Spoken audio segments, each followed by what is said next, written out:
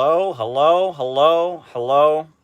How is everyone doing tonight? What a lovely, lovely evening it is. I'm sitting here in my lovely Brooklyn apartment. It is a late night, and we are going to have a late Saturday night conversation.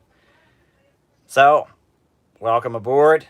Be sure to hit the like button, be sure to hit the subscribe button, and we are going to have our chat. Right? The window is closed, so there you go. I'm not going to hear "Go Tommy" tonight. Window's shut, so don't worry about that. Plenty that we can talk about. Plenty for us to talk about tonight. But now is the time to hit that like button. Now is the time to hit the subscribe button if you haven't already done so. And ready to go? Ready to go. Folks, the topic that I wanted to talk to you about tonight, I wanted to just begin, is Kamala Harris. Folks, we are in a very serious situation. Kamala Harris could very well be Joe Biden's vice presidential nominee. It's very, very possible. Her name is at the top of the lists that are being floated around.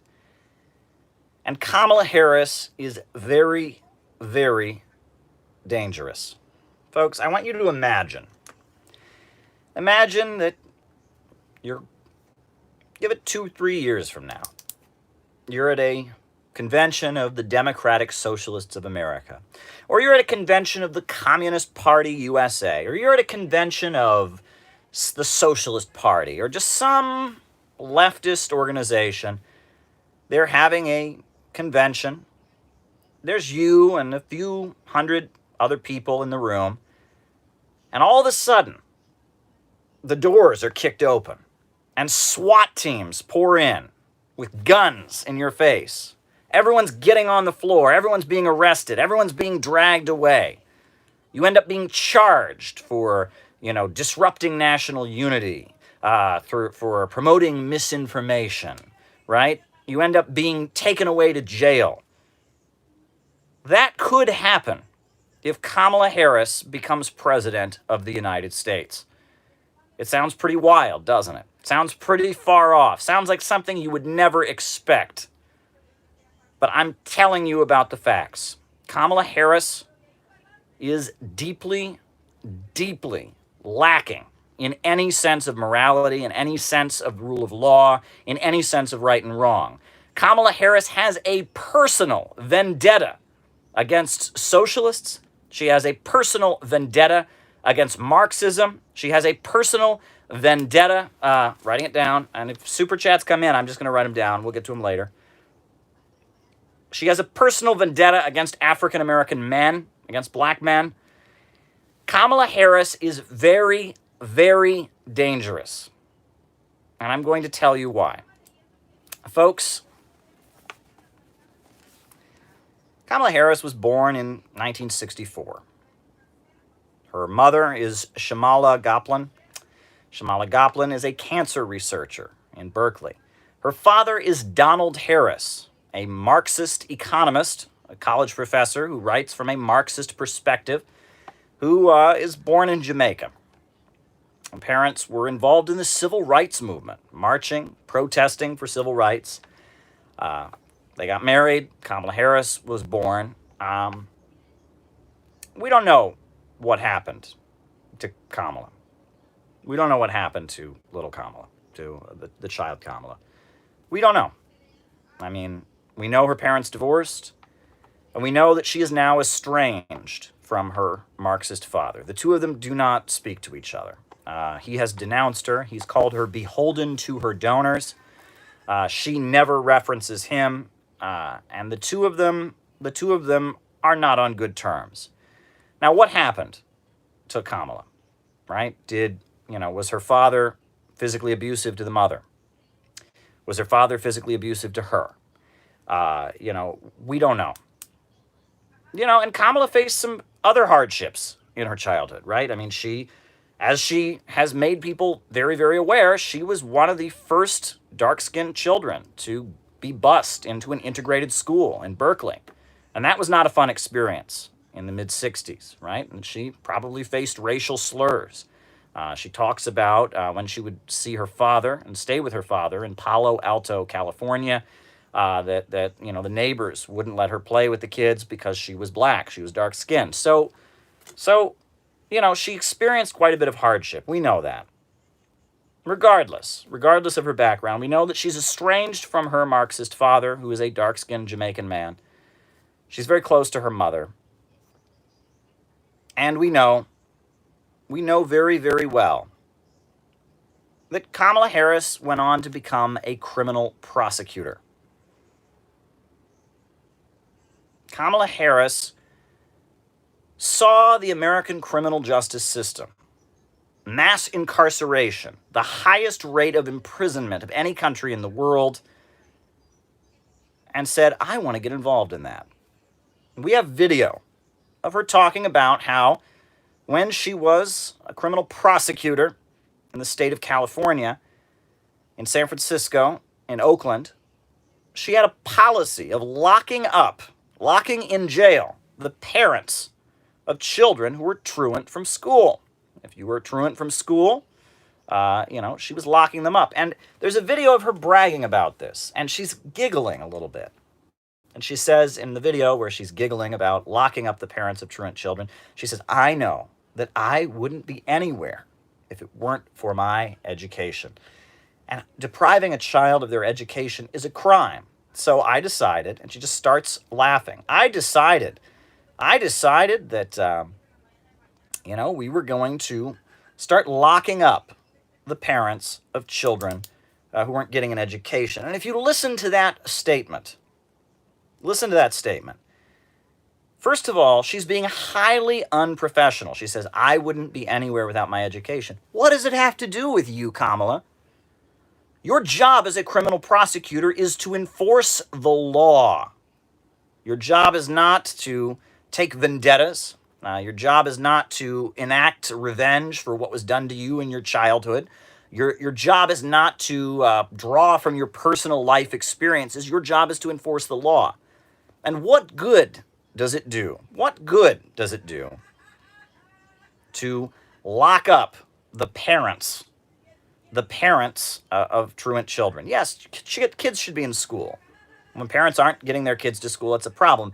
But how does it help kids, especially in low-income neighborhoods, kids from African-American communities where there's big problems in the neighborhood? How does it help those kids?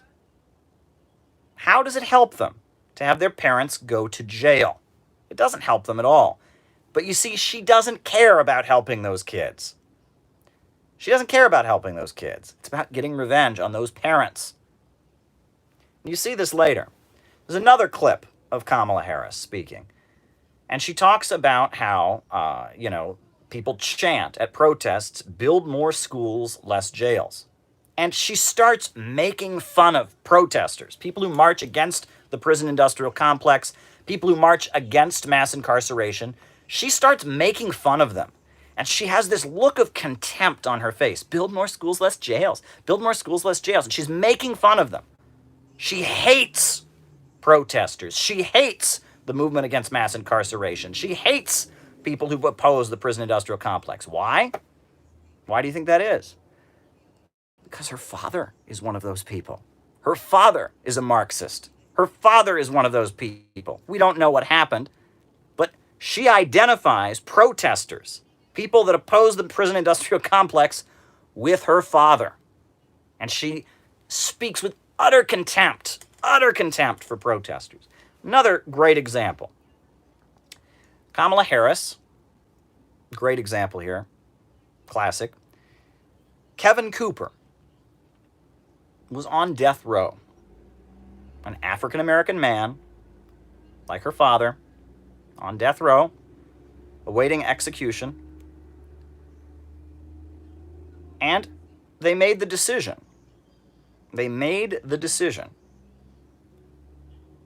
To do DNA evidence. DNA evidence to see if he was actually guilty of the crime before they would kill him. Hours away from getting lethal injection. They are about to kill a man. And the governor of the state of California says, we really ought to investigate. We really ought to do some DNA evidence to see if he's guilty of the crime. And Kamala says, no, kill him.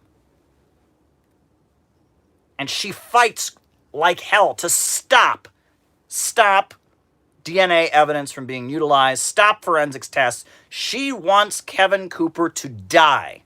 She wants to kill him, right? She's not worried about having on her conscience that she caused the death of an innocent man.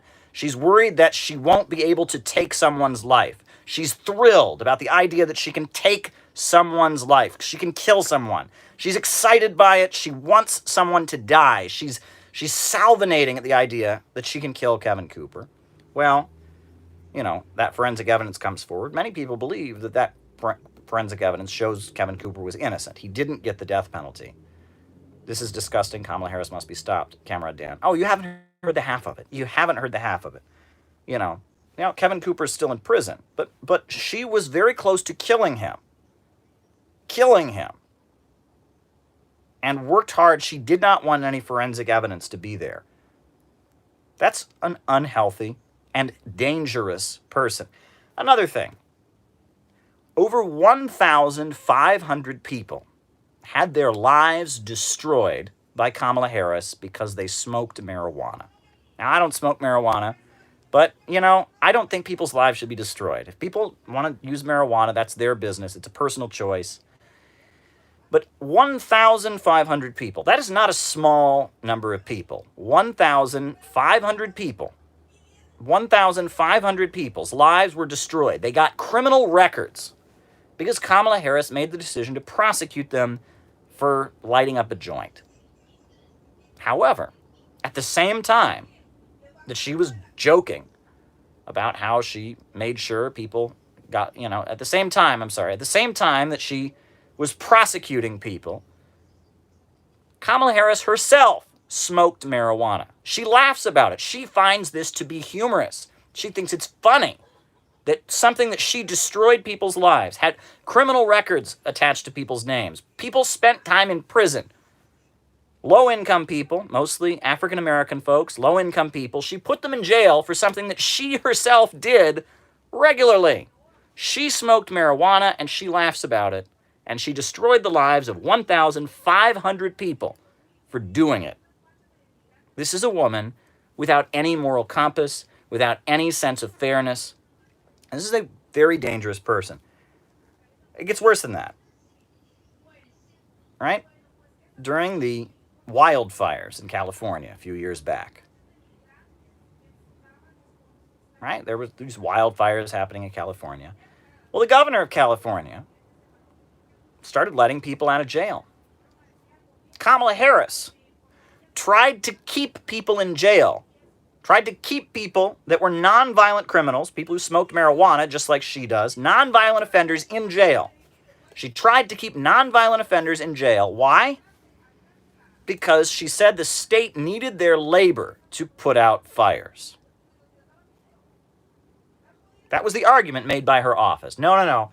Keep nonviolent offenders in jail because we can use their free labor.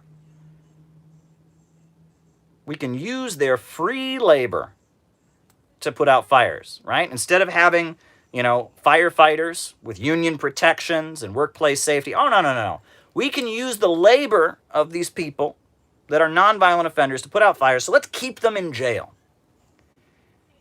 This is not a healthy person.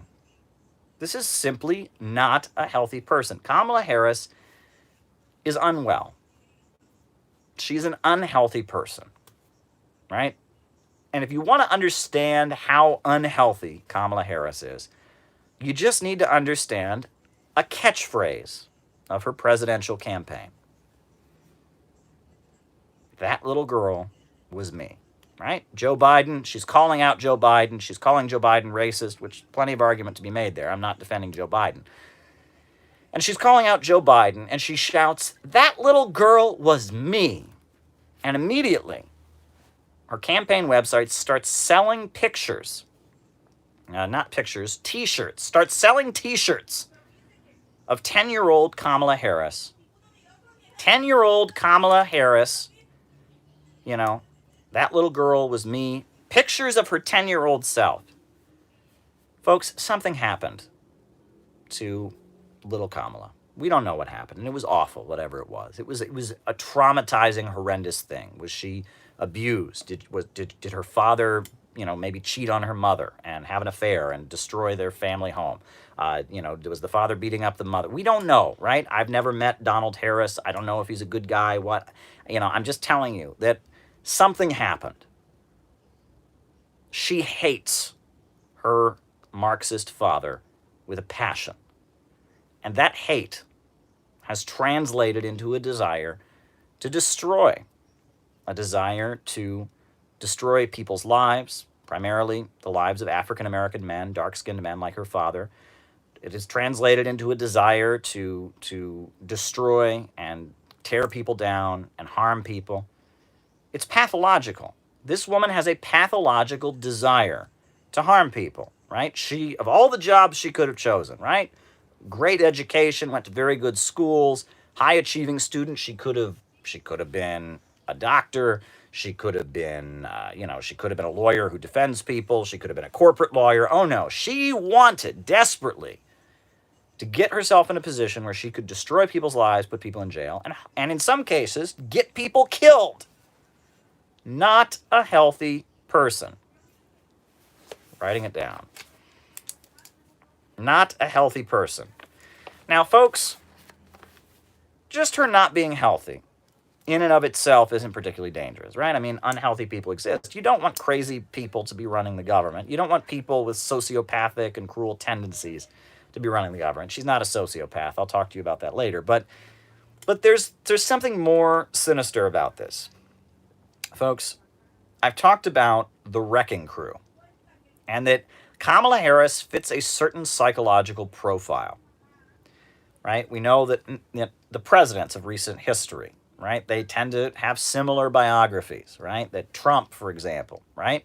He had a very highly successful father, and he lived in the shadow of his highly successful father and was very defensive, very desperate to prove himself, right? And that explains the flashiness, the obsession with media appearances, the narcissism. George W. Bush, same story. Father was president. Father was CIA director. Very successful father, so he has this desperation. And just like Trump, he goes around failing in business. Very similar profile. Bill Clinton and Barack Obama, very similar life story, right? They have they never meet their father, right? Neither Barack Obama nor Bill Clinton ever met their father, right? Their fathers were out of their lives by the time they were born. They stay with the mother as stepfathers come and go. Right? They have a very close relationship with their mother. Stepfathers come and go. It's a similar pattern. Well, the pattern that has developed here with Kamala Harris fits the pattern of Amy Klobuchar, fits the pattern of Samantha Power. It's the story of women who experienced, abuse and had broken homes as a result of an abusive father, or the result of a father who, they're estranged from their father, right? Samantha Power, who was the UN ambassador under Barack Obama. All right, Aristotle withering away of the state. All right. Samantha Power, who was Obama's UN ambassador, right? Her father was an alcoholic. Her and her mother left Ireland for the United States. He stayed in Ireland, died of an alcoholic disease. Amy Klobuchar, her father was an alcoholic who beat her mother. She didn't speak to him for years until he got sober. Amy Klobuchar, of course, becomes a criminal prosecutor. Furthermore, we know Samantha Power becomes an international prosecutor. She goes around the world making the case for war, and that's the profile. And it's interesting because essentially, these are people that have been profiled as easy to manipulate, right? Samantha Power, right? What has she done her entire adult life? She's built the case for war. Warmongers, fishmongers sell fish, warmongers sell war. And she sells war against Yugoslavia. She sells war against Libya. She fights like hell inside of the Obama White House, demanding that Obama intervene in Libya, destroy Libya. And is it about making life better for the people of those countries? No. Just like Kamala Harris locking up parents. Is that about helping those kids? No. It's about getting revenge. And who is the target? Powerful men, right?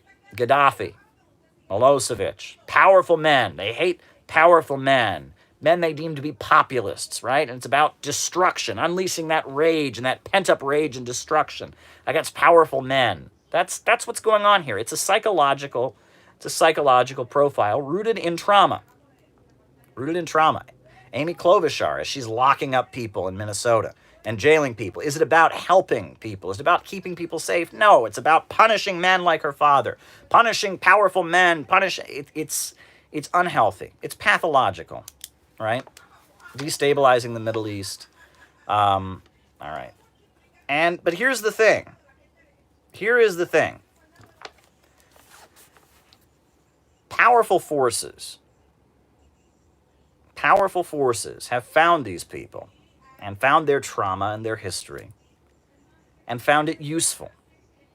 The crazier and the less stable and the less in touch with reality these people are, the more effectively manipulated they are.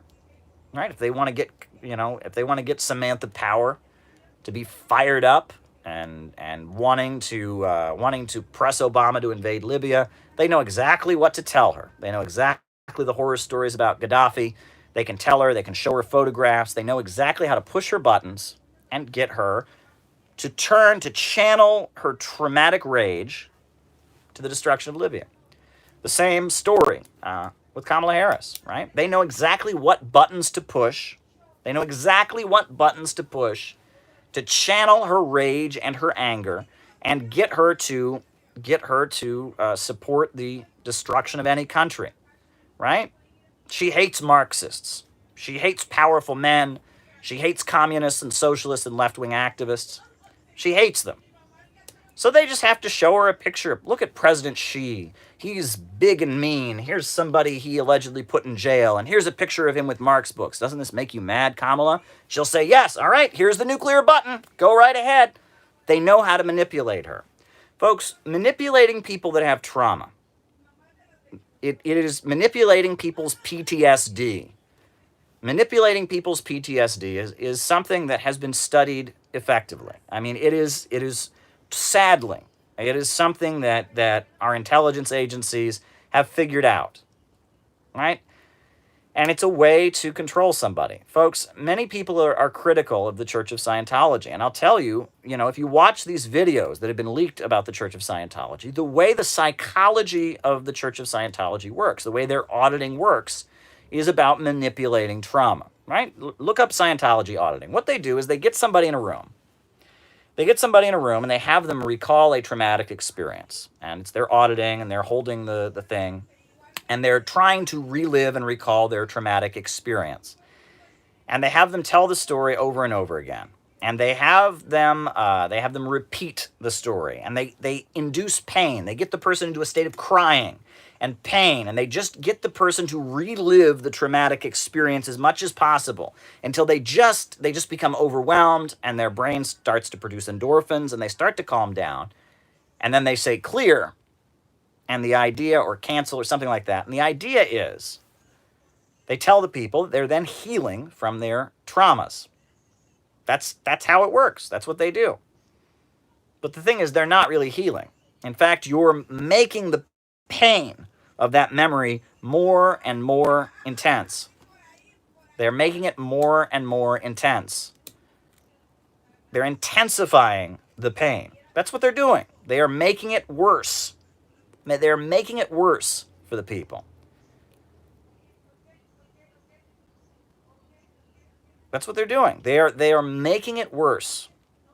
And they're making that person easy to manipulate. Redneck Revolt. They're making that person easy to manipulate. That's what they're doing. They're effectively making the person easy to manipulate. Right? The person becomes dependent on that auditing. They need that energy rush. They need to go and relive their traumatic experiences and get that high. It provides them an emotional release. It becomes an addiction. And they think they're healing, and they're not. Their trauma is getting worse. And it's a form of mind control. And it's not just the Church of Scientology that does this. Many different scam artists, BS therapy kind of institutions have figured out how to do this. When people have PTSD, when they have pain in their past, when they have trauma, there's ways of making them relive it and making them feel like no one understands them that makes them effectively manipulated. And it's a method that is used. It is very widely used. And the thing is, when Kamala shouts, "That little girl was me," when Kamala says, that she has to lock up the parents of truant children because she couldn't get an education, the brainwashing is working. In her mind, she's not thinking about the results of her actions. She is focusing on what she has replayed so many times. She is thinking of 10-year-old Kamala. She's got that picture of 10-year-old Kamala in her head, and the world exists between her and 10-year-old Kamala, her and what happened to her and how no one understands it, how no one understands that little girl was her. It is narcissism. They talk about people that are narcissists. Narcissists often have traumatic experiences. They are obsessed. It causes them to pull back from other people. The term narcissist, it comes from Narcissa, right? The Greek myth of this person who saw their reflection in the water and was just so in love with their reflection that they never looked away, right? They lose the ability to notice other people, to think about other people. They have this overblown sense of self. That's narcissism. And there are different types of narcissists. But Kamala Harris is a sadistic narcissist, right? She thinks about herself, she stares at herself, and she has a particular vendetta against socialists and communists, right? We saw this during the primary when, as Bernie Sanders was getting up to speak at an event where there were different folks from the party, different candidates. She had all of her supporters stand up and march out of the room, making clear how much they hated Bernie Sanders, chanting, "She's smart, she's strong. With Kamala, you can't go wrong." And and she said, it was spontaneous. It wasn't spontaneous. It was sending a message. "We won't support you," de Leon.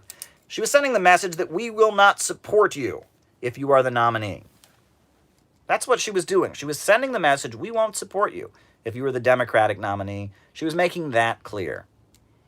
And you should watch her dancing along. She's kind of like dancing as her supporters are chanting, "She's smart, she's strong with Kamala. We can't go wrong." Right? It's narcissism. She's in love with herself. She's in love with her own image, and she wants to kill. She wants to destroy. She wants revenge, and she's thinking about her 10-year-old self. This is a deeply unhealthy person. And the forces that want war and the forces that want destruction, they have discovered that Kamala Harris is their person. And there are people in the government, I know this for a fact, there are people in the government apparatus who are terrified of Kamala Harris. Because they know that Kamala Harris getting back into the White House would basically be the return of the Hillary Clinton State Department. The Hillary Clinton State Department was an epic disaster. We are still living with the consequences of the Hillary Clinton State Department. The Hillary Clinton State Department turned the Arab Spring into a war in Libya, into a war in Syria, refugees, death, escalation of the war in Afghanistan, you name it. The Hillary Clinton State Department was an epic disaster. And Kamala Harris, her personality profile matches the profile of the wings of the deep state that set up shop in the Hillary Clinton State Department. The folks that were on I believe it was Cohen, who was on the board of Google Alphabet. Jared Cohen, I believe, was his name. And he was on the board of Google Alphabet, and he worked with the State Department to manipulate unrest during the Arab Spring. You can talk about Anne Marie Slaughter, who is an intellectual. She wrote an article just as Trump had won the election on behalf of the Hillary Clinton State Department, on behalf of that wing for the, Council on Foreign Relations publication, Foreign Affairs. She writes an article basically calling for global revolution and unrest against populism. That's Anne Marie Slaughter. This would be a return of the Hillary Clinton State Department, right? And if you're a socialist, if you're a leftist, if you're somebody who doesn't want war, you don't want destruction, Furthermore, if you are opposed to a police state and mass incarceration, you don't want to see more Americans locked up. Furthermore, if you are a leftist or a socialist who doesn't want to see police state repression rained down on your organizations, you should be terrified of Kamala Harris. And I tell you, she's very, very close to being the vice presidential nominee of Joe Biden. She's very, very, very close to being that. And folks, I mean, let's be real. When Hillary Clinton was Secretary of State in the first years of the Obama administration, FBI raids took place against the Freedom Road Socialist Organization. That's a Marxist-Leninist group, FRSO, Freedom Road Socialist Organization. Their homes were raided by the FBI, right? The FBI kicked down their doors with SWAT teams and broke into the homes of all their members. Broke into their homes, you know? It happened. I'm not exaggerating here, right? They accused them of having ties to terrorism or something. None of them, I think there was one of them that was prosecuted for having an illegal gun, and they got a plea bargain. Regardless, that was the Hillary Clinton State Department, that was the Obama administration, they did that. There has not been a single raid on a communist group under the Trump administration, as bad as Trump is. But Kamala Harris hates communists. She hates socialists. She hates leftists. Why? Because her dad was one, right? And she makes fun of them. And she loves the idea of locking them up, of, kicking down doors, SWAT teams, right? She loves mass incarceration, and she has absolutely no moral compass. When they, after Tulsi Gabbard,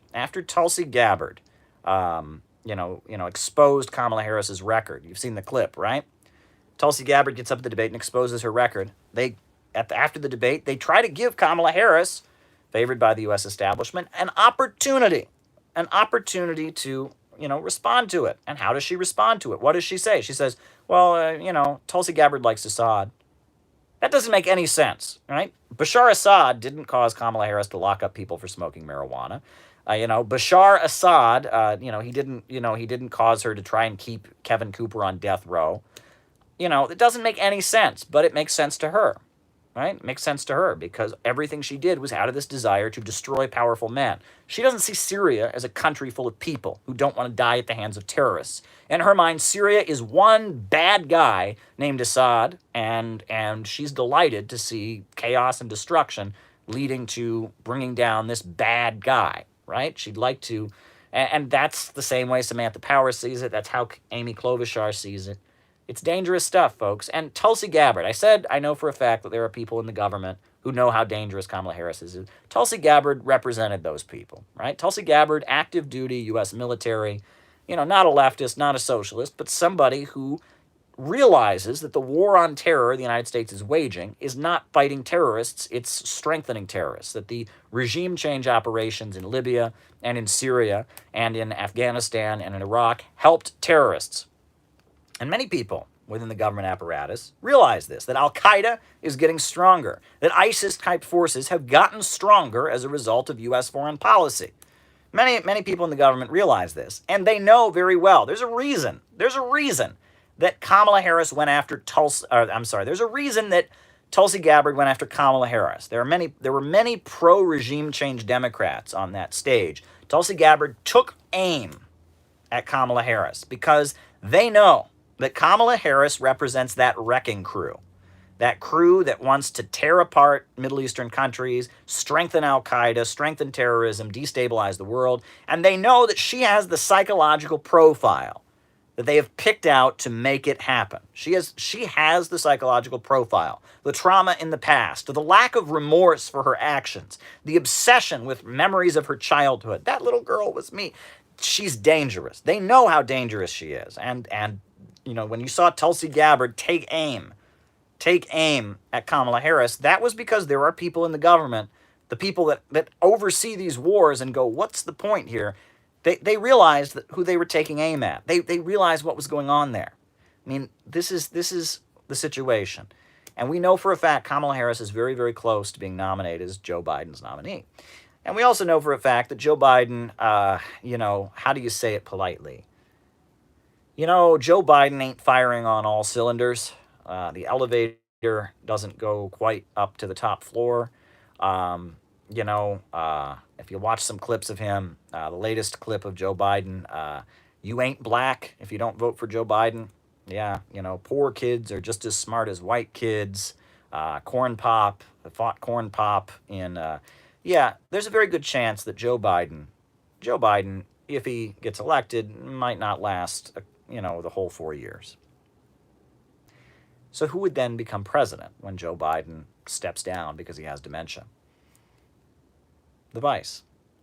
Folks, the American people heard Tulsi Gabbard's words. They heard what Tulsi Gabbard said, and they Googled it and they looked into the facts. Kamala Harris has no moral compass. Kamala Harris wants to kill. She wants to destroy lives. She's dangerous. They realize that. The American people realize that. They totally realize that. And they didn't vote for her.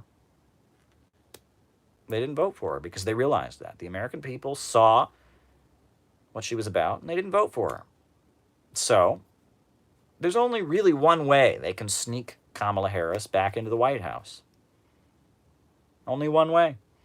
Make her the vice, have Joe, drop out, resign the presidency, and put Kamala Harris, a person who wants to kill, who wants to destroy human lives, a person without remorse, a person who has no moral compass and no regret over destroying human lives, who locks people in jail for smoking marijuana and then laughs about it and then thinks it's funny that she also smokes it herself, right? That's the way you can sneak her into the Oval Office. And it could happen. It very well could happen. But I'm here to tell you that you can do something about it. You can do something about it. I'm talking to you. I am talking to you. You can do something about it. Right? After this live, I plan to be clipping this presentation I just did about Kamala Harris. I'll be cutting it up, and I'll be adding graphics. I'll be adding the clips of Kamala talking. And we need to make this video go everywhere. We need every corner of the internet to have this video. We need this to be everywhere.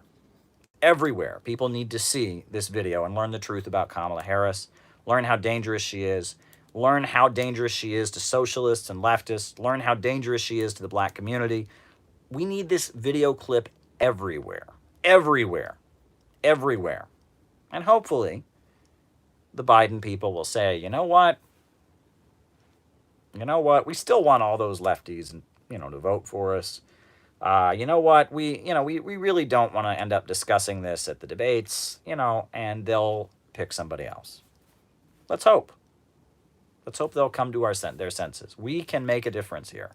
I'll be cutting this clip, and we need to get it in every Facebook group. We need to get it on every Reddit. We need to get it everywhere.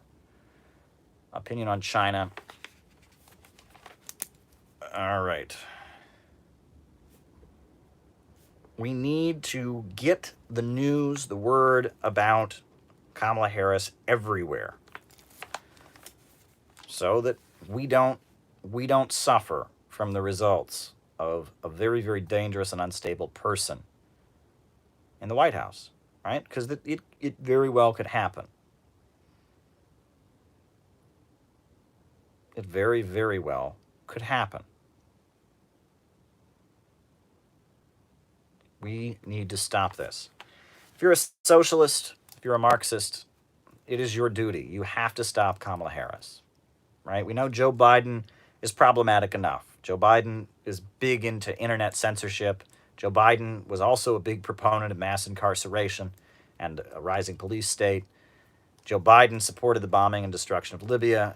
Joe Biden is a interventionist and a militarist, but Kamala Harris is far more dangerous, right? And we need to make sure that he does not pick Kamala Harris as his vice presidential nominee, right?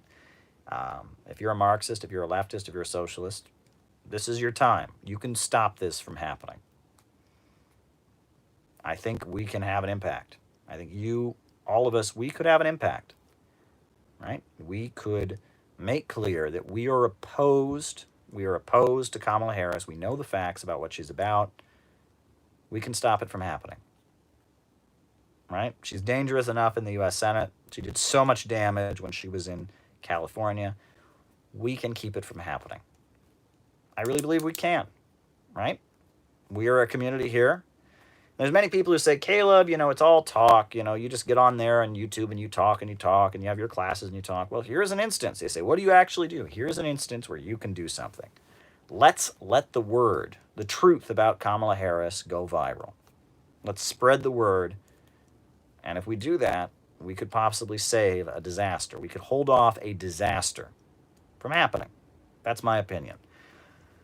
So on that note, folks, I'm going to take a sip of orange juice.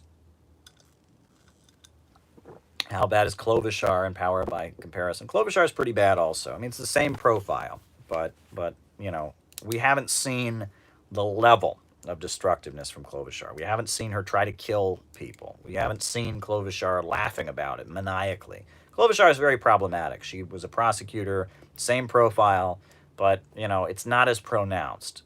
Kamala Harris, we've seen her results. It is pronounced. It is very, very pronounced. But folks, it's a great night. I've got many other things to discuss. I've also got a bunch of super chats to get through.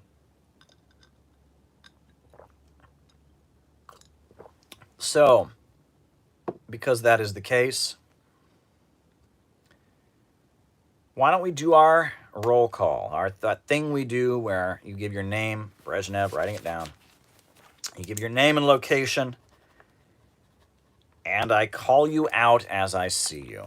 Dylan from Worcester, Massachusetts. Who else is here tonight? Be sure to hit that like button. Be sure to subscribe. Be sure to hit the bell. Who else is here? Lily from Atlanta. Daniel Madruga from from Portugal. Mary from England. Watching from Tampa, Florida, says Herb Bryant. Hello from Toronto. Pennsylvania, Will DeMarco. Max Hessen, Massachusetts. Dust James in North Carolina. New Delhi, India. Mexico. Fresno, California. Egypt. Illinois. Atlanta. New York City. Brooklyn. Heathrow.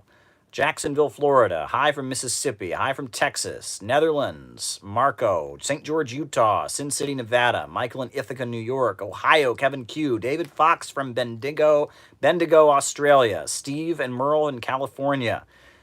Miami, Florida. Bristol, Wisconsin. Alex Pirates in Cleveland. Charlotte, North Carolina. Bermuda. Elias from Wisconsin. Julian from the United Kingdom. Arizona, says Arthur Porter. Toronto, Canada. Scotland. Riverside, California, Leftism Today. Tehran, Iran. Comrade Dan. Pomona, California. Brussels. Jenny Lynn from Cincinnati. Ezra from St. Louis. New York, Queens. Frank from the Netherlands. Utah County, Utah. Solidarity from Northern Michigan. Cleveland. Ali Nakvi from Toronto. Dallas, Texas, Isaiah. Julian from Texas. San Francisco. FVK from Memphis. Right? London. We got folks from London on board. Queens, New York, CPUSA, Nicholas Ramos. Welcome, Nick. Glad you're on board. 3 comrades watching in New Orleans, says Huey Long. Just north of the Tijuana border, says Tommy Ferraz. Italy, says David. From Sydney, Australia, says Magnolia Bloomberg. Wow. Tonga, says Professor. Long Island, Stanley Stanlin from Long Island, New York. Did you get... Alex in Salem, Oregon. Amsterdam.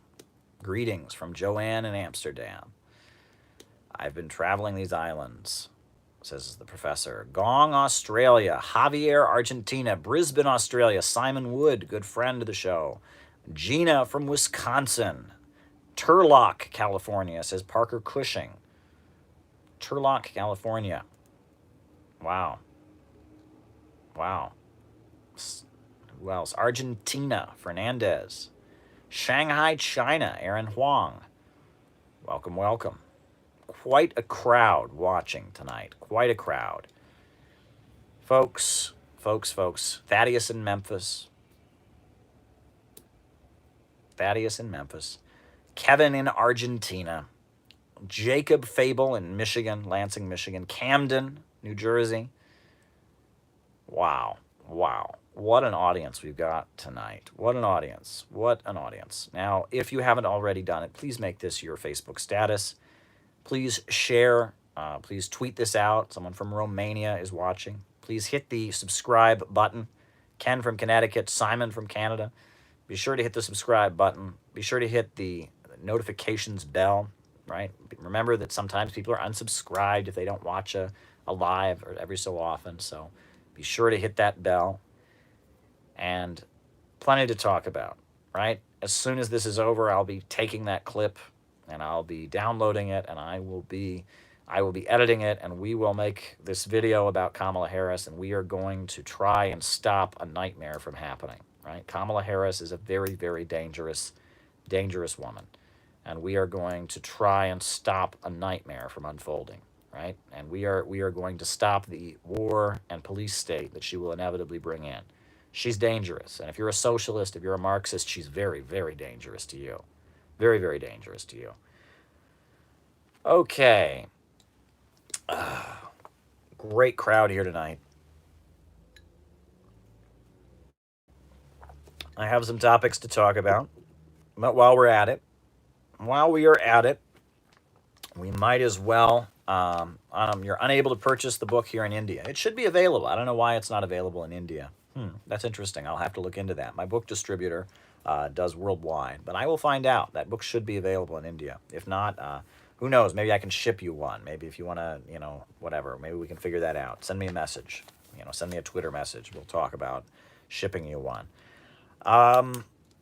So I was asked about, am I following the Libertarian Party primary? I am not following the Libertarian Party primary. I know some different folks are involved, but I haven't been following it. I don't know who the front runner for the Libertarian nomination is. Haven't been following it. I've been following the Green Party primary pretty closely. It looks like it's going to be Howie Hawkins.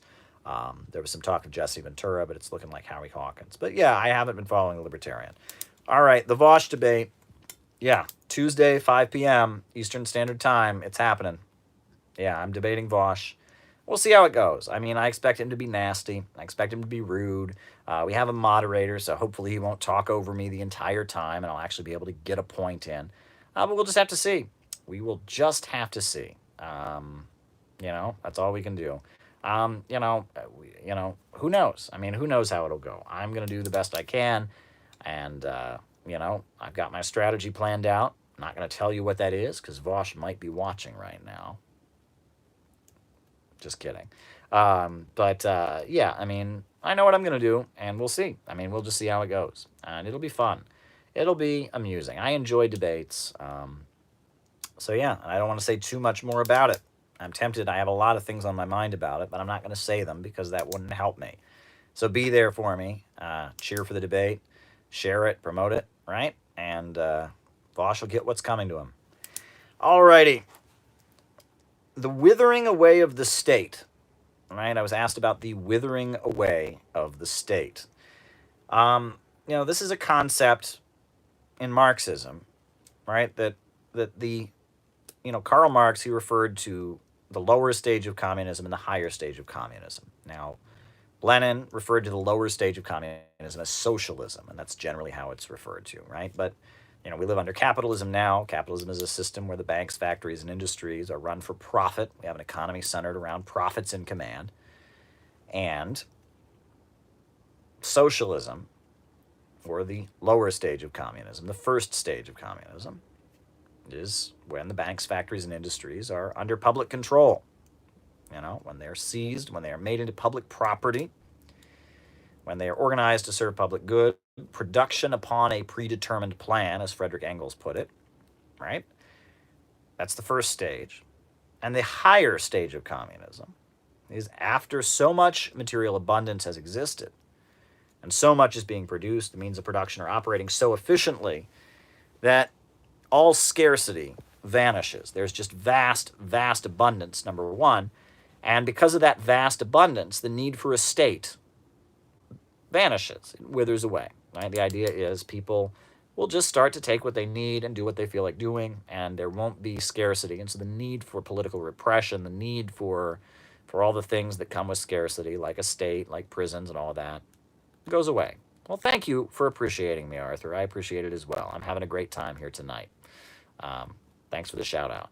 But yes, that's the idea, the withering away of the state, right? It's the final goal, and yeah, I hope it happens. That's all I can say about it. And that obviously it didn't happen. People say that. They look at the socialist countries. They say, oh, well, they still have a state. They're not socialist. No, no, no, no, no. Socialism is just the beginning. These countries are building socialism on the basis of very, very big poverty. What was your favorite slogan, and how did it come about? Not sure what that means.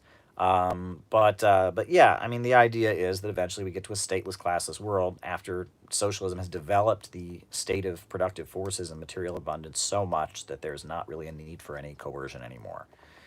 Alrighty. All right. Destabilizing. I have a super chat about destabilizing. It says destabilizing. Not sure what that means. I mean, I guess it was somebody trying to tell me, well, the destabilization of the Middle East isn't about, women's vengeance. That's not my point. My point is that people who have this trauma, this pain, like Kamala Harris does, are able to be manipulated by those who have an economic interest. The reason that the USA destabilizes and overthrows countries is because it doesn't want any competitors, right? It doesn't want these countries to develop their own economies, to become independent. It wants them as client states. It wants them as dependent on the West. It wants them to have to import all their products. It doesn't want them making their own steel. It doesn't want them, developing their own oil industry. It wants them dependent on Western capitalism. That's what it wants, right? It wants impoverished client states, not strong independent economies. And the socialist countries of the world build strong independent economies. That's what they do. They break free of Western capitalism and they start developing. And the Western capitalists don't want that. They want these countries to stay poor and underdeveloped. That's what they want, right? That's what it's about. It's about keeping countries impoverished and underdeveloped. That's what's going on there. And yeah, I mean, it's I'm pointing out that Kamala Harris is the kind of person who can be manipulated. I mean, look at that clip of Hillary Clinton saying, "We came, we saw, he died," and giggling about the death of Gaddafi. That mindset, right? It was good for big oil companies. It was good for Western imperialism to destroy the most prosperous country on the African continent. Very, very good for Western imperialism. But it took a special kind of mindset. It took someone who was demented in order to carry it out, right? Hillary Clinton, right? And that kind of demented is what Kamala Harris has. She is that kind of demented, right? It's just a reality. What do I think of redneck revolt, right? Well, these are leftist folks in Appalachia who are. Would you be interested in speaking in Australia on the 30th of May? A bit late for us to join. Yes, yes, I'll do it, Helen. I'll do it. Yes, absolutely. I replied to your email that I would happily do it. I will do it. Yes, sign me up. Sign me up, Helen. Yes, yes, sirree. Yes, thumbs up. A-OK. All right. But Redneck Revolt, these are, folks in Appalachia that are, they're gun owners. They're legal gun owners. And they are, practicing legal gun ownership. That's really all I know about it. I haven't actually heard about them in a few years. Are they still doing stuff? I'm not in touch with them. I don't really know what they're doing.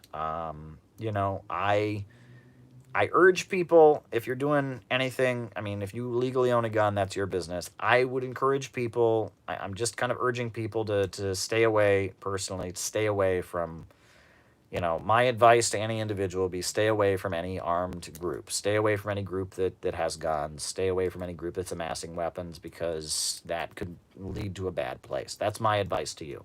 But if these people legally own guns and they want to defend themselves, right? And a lot of people are concerned about fascist terrorism and such. That's their business, and they have the right? I mean, we have the Second Amendment in this country, and if right-wingers are allowed to be armed, so are left-wingers, right? If white people are allowed to have guns, so are black people, right? That constitutional rights, when you say under the Second Amendment the right to own a gun, the right to bear arms is a constitutional right, it goes both ways. It absolutely goes both ways, right? People of all races, people of all political persuasions have the right to bear arms. And that's all there is to it. End of story. So, if these people are left-wing, Redneck Revolt, and they want to have firearms, they want to have a gun club, that's their business. It's their right. right? And I would not favor the state messing with them and telling them they can't do it, you know. And if the government were to try and interfere with them and say they don't have the right to do it, that would show a huge double standard. Now, personally, I don't encourage people to do that. I think that invites state repression. It's not wise at this time, right? But they have the absolute right to do it. If they're complying with gun laws, they have the right to do it, and that's all there is to it. I'm not in touch with those people. I don't know what they're up to, but yeah, I guess that's the answer. Next question. Oh, what do you remember about the Arab Spring, especially the Western left, Orange Juice gang? All right, I'll talk about that. Very good question. Arab Spring. All right. Very good question. All right, the next question is Daniel DeLeon. Daniel DeLeon. Daniel DeLeon. Now, he was probably the first big-name Marxist in the United States, right? The first Marxists in the United States were Germans who fled Germany after the 1848 revolution. August Willich, Joseph Wedemeyer, later you had Samuel Gompers. And they were, there was the Workmen's Party that was formed in New York City, I believe. It was called the Workmen's Party. There was something called the National Labor Union, NLU, and they were very small. There was the Communist Club of New York City in like 1850s or something. And it was very small. And Daniel DeLeon was a college professor in New York City. He taught at Columbia University. Very smart man. And he was born, I forget what country he was born in. He was not born in the United States. He was born like on an island. I can't remember which island it was, but he was not, he was not born in the United States. It was one of those islands like Trinidad or something like that. I don't want to get it wrong. I've probably ruined it. It's probably an island I didn't think of, but regardless, he was a professor, and Daniel DeLeon supported the campaign for mayor in New York City by Henry George. Now, Henry George, I don't know if folks know who Henry George is. Henry George was an economist, and he was a very popular economist in the 1800s who advocated taxing land values. Basically, one renter, the government. Everyone would rent from the state, right? Instead of paying rent, you would pay taxes. Henry Georgeism. He wasn't a socialist. He disagreed with socialism. But he believed that the state should be the single landowner and renter, and basically everyone pays their rents from the state, right? Taxing land values. Land is the great equalizer. All the wealth of the world comes from the land. Henry Georgeism, a populist, a progressive, right? He wasn't a communist, but he was a leftist. He was critical of capitalism, critical of inequality, and argued that his solution of taxing land values. You're a bottomless pit of Marxist theory and history. Well, thank you, and I keep going. But taxing land values was the answer, right? All over the world you had followers of Henry George. And in fact, in Britain, the Liberal Democratic Party, the Lib Dems, traces its origins back to the Henry George movement. Their anthem that they have for the Liberal Democratic Party is the land, 'twas God who made the land, the ground on which we stand. Why should we be beggars when the vast earth is so grand? God made the land for the people. It's this idea. I mean, it's Henry George. Henry George was this populist economist, right? So Henry George was running for mayor of New York City. And it was a socialistic, social democratic platform, right? It supported labor unions, wanted to end poverty, etc. And it was a big campaign. And Karl Marx, supported the campaign of Henry George, right? And Frederick Engels. And they said, this is the best guy around. Not a socialist, but it was like a popular front. It was understood that all the progressive good folks were rallying around Henry George. Henry George wasn't perfect, but he was kind of like the Bernie Sanders of the New York City elections back at that time. So this professor at Columbia University, keep in mind, back then going to college was not a common thing to do. Only very, very elite people went to college. So this professor at Columbia University, when, Columbia University is an elite school, it's like Ivy League, and it's an elite school. This professor there believes that Henry George is the best candidate. And he comes out and publicly endorses Henry George for mayor. Daniel DeLeon, he's fired from being a professor, right? I guess they didn't have tenure back then or whatever. He's fired. So Daniel DeLeon starts being a professional Marxist organizer. He's a good speaker. He's a good writer. He was a college professor. He's lost his job, so he starts being a socialist, and he starts being a professional socialist. And he really does a lot to popularize Marxist socialism in the United States. That's basically what he did. And he went around debating people. He would have public debates. He would debate all kinds of people, conservatives, liberals. He would go to churches and debate the ministers. He just went everywhere debating. And he wrote pamphlets. He wrote books too, but he wrote mainly little pamphlets on little topics. And he formed the SLP, right? Their symbol was an arm holding a hammer, right? The SLP was an arm holding a hammer. And that was Daniel DeLeon. And the SLP was the first Marxist party in the United States, and it's actually the oldest. It dissolved a few years ago. It's no longer active, but it was the oldest existing third party in the United States. I mean, that was Daniel DeLeon, and it was very much a cult of personality around Daniel DeLeon, and it got to be a little bit ultra left. It got to be a little bit ultra left. For example, at the time, there was the problem of the trusts in the United States, right? These big, big corporations, and all the corporations are centered around, concentration of capital. Well, there's a mass movement to bust the trusts, right? They're feeling that, that these are monopolies, they need to be broken up. Small farmers, labor unions, all kinds of people are saying, bust the trusts. Well, Daniel DeLeon, he very famously came out with this idea, trusts are good because it'll be easier to nationalize them after the revolution. That's pretty ultra-left. Daniel DeLeon, he was part of the founding of the IWW, the Wobblies. But he ended up getting booted out of the Wobblies because he did not want the Wobblies to organize strikes. Jay Sakai, Settlers. He didn't want the Wobblies to organize strikes. He wanted them to just kind of be socialist propaganda organs. And that's why when they kicked out Daniel DeLeon, that's when the Wobblies, the IWW, added the non-political clause to their constitution. The Wobblies have no political party affiliation, right? It was to kick out the SLP and Daniel DeLeon. And the Socialist Party of America, the Socialist Party USA, was a breakaway, right? Some of the followers of Daniel DeLeon thought he was a little bit too extreme and ultra-left. He was against unions at one point. He wrote a pamphlet, Trade Unions or Socialism, basically saying that you don't need unions, you need socialist revolution. He had the theory that he called impossibilism, right? And it was the idea that under capitalism, any reform for the better is impossible, right? Any reform, anything short of revolution just strengthens capitalism, right? Unions strengthen capitalism by making workers more represented on the job, that any reform, labor laws, they all just strengthen capitalism. The only answer is revolution. Ultra-leftism. And it was very much a personality cult. Being in the SLP, it meant you went around promoting Daniel DeLeon.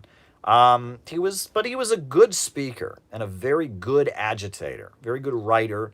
And he went all over the country. He went to jail, I believe. He was imprisoned for his socialist speeches. He was very powerful. He gave a speech, to support, a group of striking workers called What Means This Strike? Very beautiful stuff.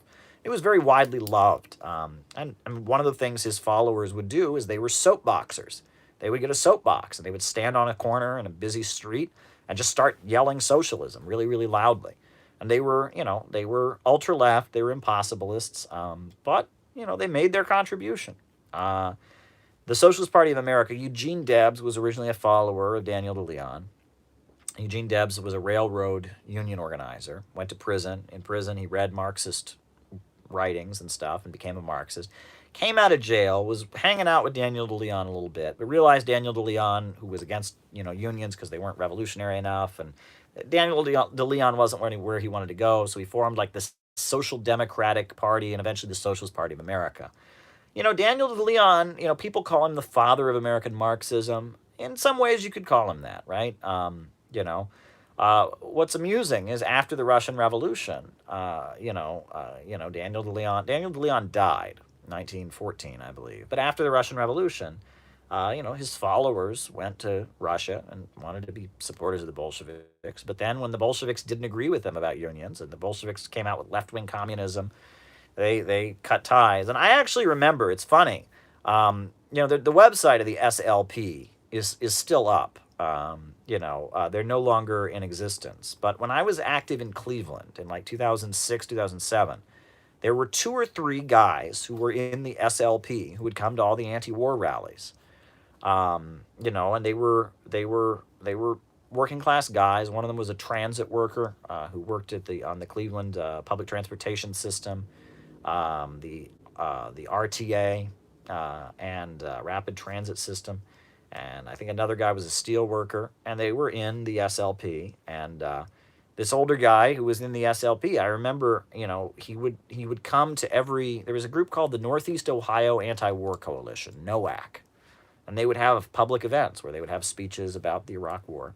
This guy who was in the SLP must have been way over 70. I mean, we're talking like almost 80 years old. He would come to the event, and I remember he would sit there and, the Q&A would start. Q&A would begin. The SLP guy would raise his hand, and they'd call on him. He'd stand up. He always stood up, right? The capitalists have caused the war. The answer is a socialist revolution.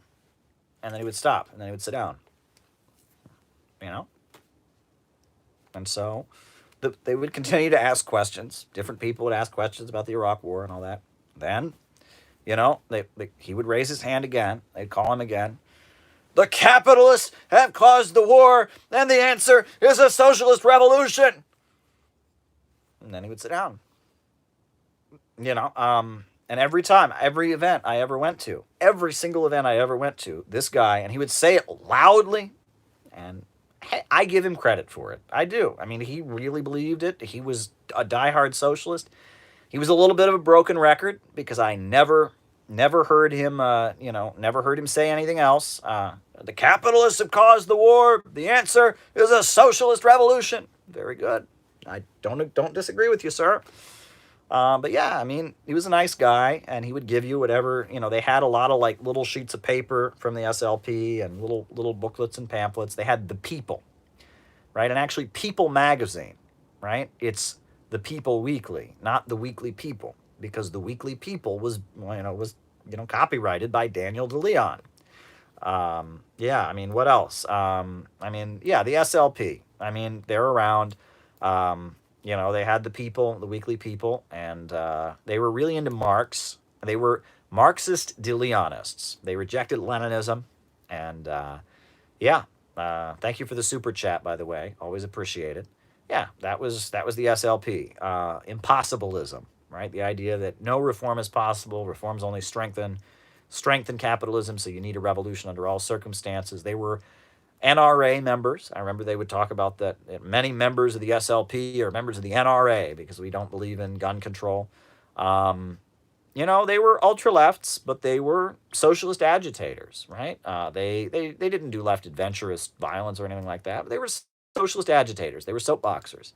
I know William Z. Foster, the greatest American Marxist, the first time he ever encountered socialist ideology was one of those guys standing on a soapbox. Right? He was walking in Philadelphia one day where he lived. There was a guy on a soapbox agitating for the SLP. William Z. Foster stopped and listened and became, convinced. And I mean, the SLP, there you go. I heard that at one point the SLP had a rule that you had to be over 35 to join, right? Because to really understand Marxism, you had to be over the age of 35. I think they had that rule in like the 60s and 70s. And they were really into Marxist, economics, capital, right? They would have capital reading groups and stuff. Didn't like the Soviet Union, didn't like any existing socialist countries. There you go. I mean, that's all there is to that. But yeah, the DeLeonists, the Marxist DeLeonists, they were ultra-lefts. Some people called them anarchists. Their vision of what a socialist society would be like, They actually had a diagram, like a big kind of map, of like what the industrial socialist society would look like. There was also a famous science fiction writer who was a member of the SLP. I can't remember what his name was. He was a famous sci-fi writer who wrote like short stories. I can't remember his name, but he was part of the SLP. And yeah, they were a current. And it was, kind of an intellectual bohemian kind of group. They would debate. You know, Lenin praised De Leon, Robert's talking out. He praised him for his, agitation, his anti-war stance and such. And, but, there were problems with him as well. William Z. Foster writes a lot about Daniel De Leon in his history of the Communist Party USA. He writes a lot about De Leon. So, and De Leon was an anti-imperialist. He was a revolutionary for sure. He was a little bit ultra-left, though. He was a little bit of an ultra-leftist. But yeah, compared to the leftists who sold out and supported World War I and such, well, there you go.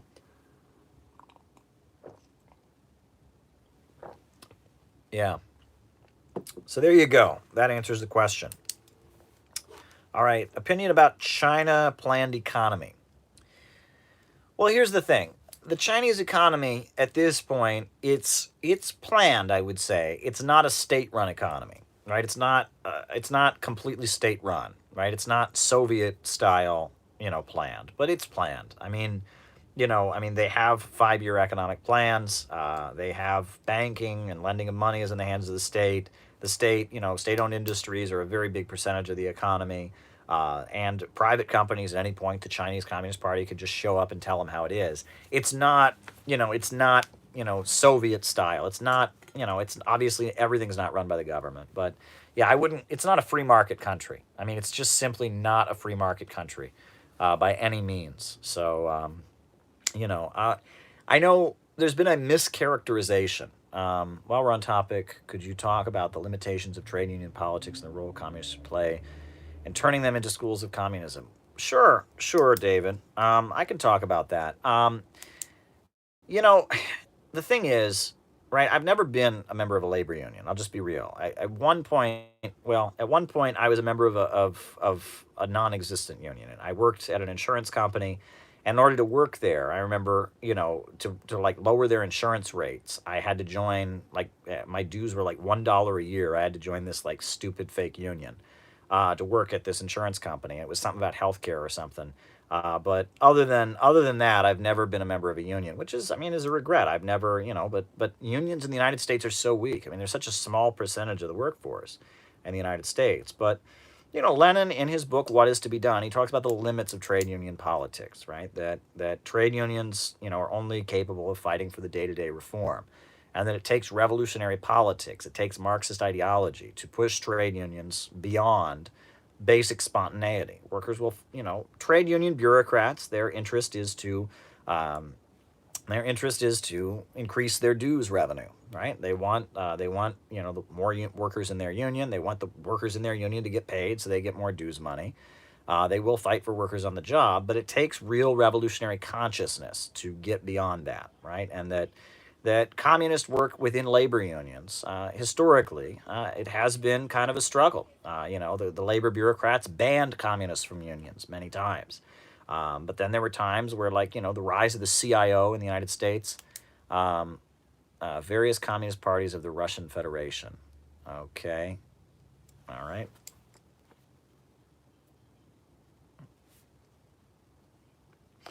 Writing it down. There were many times that that communists were banned from labor unions.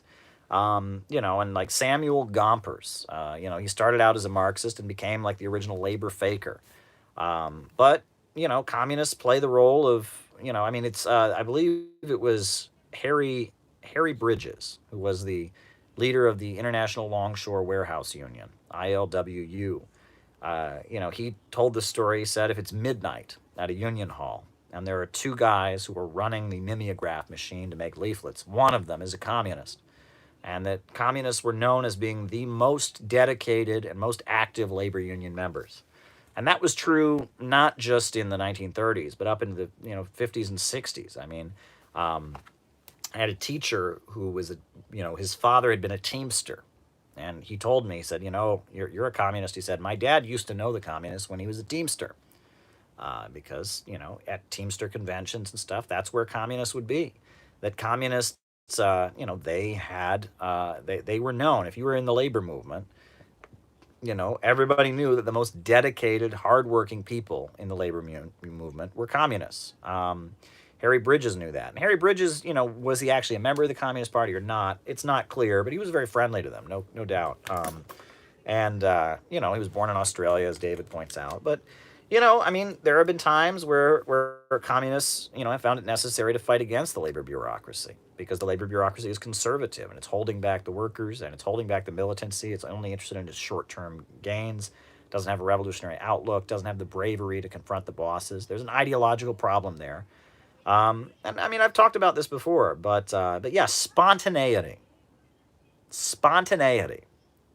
right? The idea that things just happen, just whatever people just naturally feel. If people are mad about this, you just bow to spontaneity. You just chase after whatever people already think. That's not going to lead to it. There needs to be an insertion of revolutionary consciousness. Lenin said that the job of communists was to turn labor unions into a school of communism.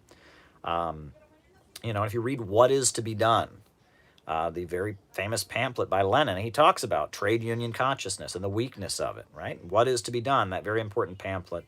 The best advice I ever got about what is to be done was to read it backwards. It sounds silly, but the way What Is to Be Done is written is he takes a very, very specific argument about the concept of freedom of criticism, and then he expands it, and he expands it, and he expands it, and then the final chapter, he gives the entire history of Russian Marxism. Well, if you're reading it today, not in 1903 when it was written, it should be read the other way. Read the last chapter first, read the next chapter, and then it makes a lot more sense.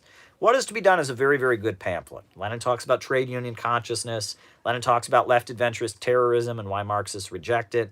Lenin talks about bowing to spontaneity and social democracy, and he calls out the Mensheviks for the fact that they're not giving workers revolutionary ideology. He talks about what propaganda is. He talks about what agitation is. It's great stuff. It's really great stuff if you read What Is to Be Done. Very, very valuable pamphlet. So I would recommend that if you want to know about all of this. And there's also some pamphlets. There's like Lenin on the trade unions and the role of the trade unions. I would recommend that as well. And the labor movement is weak. The labor movement has been very, very badly damaged. I don't know if they've been this weak since the end of the Second World War. Labor unions in this country are very, very weak, mainly because the industries that were unionized are no longer rising, right? And this whole fast food campaign, where they were talking about unionizing fast food workers, why not? Why not? Right? Fast food workers make low wages, but they work really, really hard. Why shouldn't they get paid decent wages? McDonald's makes billions. Wendy's makes billions. Why shouldn't fast food workers be unionized? Why shouldn't Wendy's be unionized, right? Shouldn't low-wage service sector workers be represented on the job? Why not? Why not? Why not? Right? There's no reason they shouldn't be represented on the job. They should be able to have representation. They should have a contract, right? In the United States, in other countries, workers, every job you have a contract. But, in the United States, most workers don't have a contract. Hire at will. Your boss hires you, it fires you. End of story, right? But, in jobs where you have a union, you have a contract. And if they go to get rid of you, your union can say, no, it's not in the contract, right? So, yeah, I hope that answers your question, David. But yeah, it's true. The weakening of the labor movement has a lot to do with why living conditions in the United States are dropping. There wouldn't be the rates of poverty and unemployment that exist. Unions brought such a level of protection and security to people in the working class in the United States, and the elimination of union jobs. And that's one thing I don't get, all these, Steve Bannon guys, these right-wing economic nationalists, they always talk about good paying jobs and industrial jobs, as if these jobs just magically were better paying, right? Oh, we need steel jobs. Why do you think steel workers got paid a decent wage? Until the unions came along, the steel workers didn't get paid a decent wage. And these guys hate unions. Trump hates unions, right? The Employee Free Choice Act, and these guys are the most anti-union. Unions are communist. Unions are communist. Where are all the good-paying industrial jobs? How do you think they got to be good-paying industrial jobs? It's beyond me, right? The Republicans are always talking about the working man and and they don't like unions. I mean, how do you think that there was the American middle class? Where did the American middle class come from? Why did steel workers and meat packers and auto workers, why did they have decent pay? Why did they have decent pay? Do you think they just came out of the air? These people talk about American middle class. They love American middle class. They hate unions. Well, unions created the American middle class. And these people talk about oh, the good paying industrial jobs are going away. Were those jobs good paying? It's because unions fought like hell, and William Z. Foster and Gus Hall and communist leaders fought so hard to make those jobs union jobs. And they say, oh, well, these jobs at McDonald's, those aren't the jobs young people need. Well, why do you think that is? Because they don't have unions, right? They don't have, they don't have protection. They don't have union protection on the job. I mean, it's pretty unbelievable, pretty frustrating, honestly. Yeah, it's pretty frustrating the way things have developed because, I mean, you talk about trade union conscious and the limits of it, but we don't have trade union conscious in the United States. I know a lot of people who don't know what a labor union is. They don't know what a labor union is. I've met a number of people who do not know what a trade union or a labor union is. That is shocking to me. I don't know. When I was in fourth grade, my mother and the other librarians in Stark County went out on strike.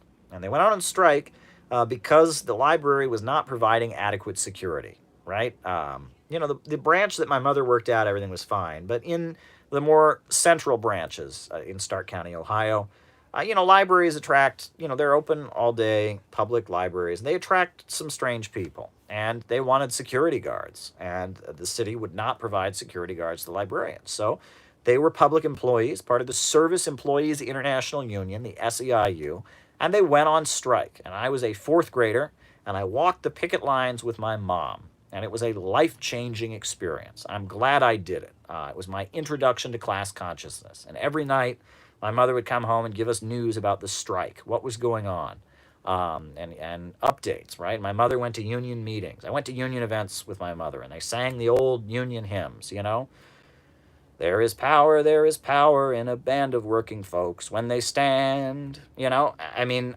I heard all of that, and it had a big impact on me, the class struggle. I saw the class struggle, and the class struggle is a very real thing, and the lack of class consciousness, right? And, most of my mother's coworkers were Republicans. My mother herself was quite conservative, but that moment where they were out on strike, when they were on the picket line, they all had this, they almost sounded like revolutionaries, right? They were radical. And when the library brought in these like security guards, these big security guards to stand in front of the library and yell at the picket line, these women that are picketing. I mean, it was a class conscious experience, right? And certainly changed me. It certainly made me open to Marxist and leftist ideology more than anything. Pretty wild stuff. But yeah, alrighty. Okay, opinion on China planned economy. So yeah, the Chinese economy, it's not like directly planned. Everything about it isn't planned. They have a 5-year plan. The state lends money, and does it strategically, not just randomly in what's in the interest of profits. But at the same time, it's not like a Soviet style economy, okay? And there's a misrepresentation. People say that, well, we say China's capitalist now, but they're just waiting to develop so they can become socialist. I didn't say that. And that's a misrepresentation. I've seen that on the internet. That's not the case. China is socialist because the economy is controlled by the state. A government that is rooted in the population, and they control the economy, and they jail billionaires, and they have a central plan. They control the banks, they control the major industries, and even the private sector. At any point, the government can come and control them. The Chinese state has the power, and because of that, they have unlimited growth and unrestrained growth. Okay, we'll talk about that. Qatar, Turkey. That's next on the list. All right. Qatar, Turkey, Biden. All righty. We will definitely talk about that. Okay. Brezhnev, right? Brezhnev. It's funny. I heard a joke about Brezhnev. I heard an old joke about Brezhnev. So the joke goes like this. Brezhnev was speaking at the Olympics. And he gets up at the Olympics, and he gets up in front of the crowd, and he says, oh, oh. And he goes to walk away. And they tap him on the shoulder and they say, Mr. Premier, Mr. President, Mr. Leader of the Soviet Union, those are the Olympic rings. Your speech is down here. And that was kind of the impression that Brezhnev had. I mean, Brezhnev, he toppled Khrushchev. Khrushchev came in, and Khrushchev was, tearing apart the Soviet economy and doing all kinds of crazy stuff. And Brezhnev was seen as he was going back to the old Stalin way, right? He was an older guy, big eyebrows. And he was not Khrushchev, right? And, he came in 1964. It was Kosygin and Brezhnev. But then like the 70s was really the Brezhnev era, right? It was the 70s is the Brezhnev era. And that was an era where there was détente. He would meet with Nixon. He and Nixon apparently had some good charm. They would meet with each other. But that was the period where the Soviet Union was becoming more radical. The Soviet Union, was supporting the peoples in Africa that were fighting for their independence. It was more involved in Latin America, and that basically what happened was the United States had made a deal after the death of Stalin, right? Khrushchev came in 1956, and the United States had told the Soviet Union, basically, we will hold off world revolution. We will not mess with the Soviet Union. We won't mess with you. We won't mess with the Eastern Bloc if you will hold off world revolution.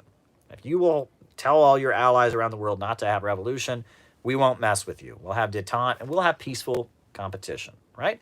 And that's the famous kitchen debate between Khrushchev and Nixon, right? Is Khrushchev says, oh, we can produce products just as good in the Soviet Union. And it was like the USA would leave the Soviets alone. The Soviets would leave the US and Western capitalism alone. There would be peaceful competition. The Soviets would churn out material goods like refrigerators and ovens and toasters better with socialism, and the USA would, and that was how it would go down. And it didn't work out too well. Khrushchev was ousted in 1964. And really, a lot of people say that Czechoslovakia in 1968 was the turning point.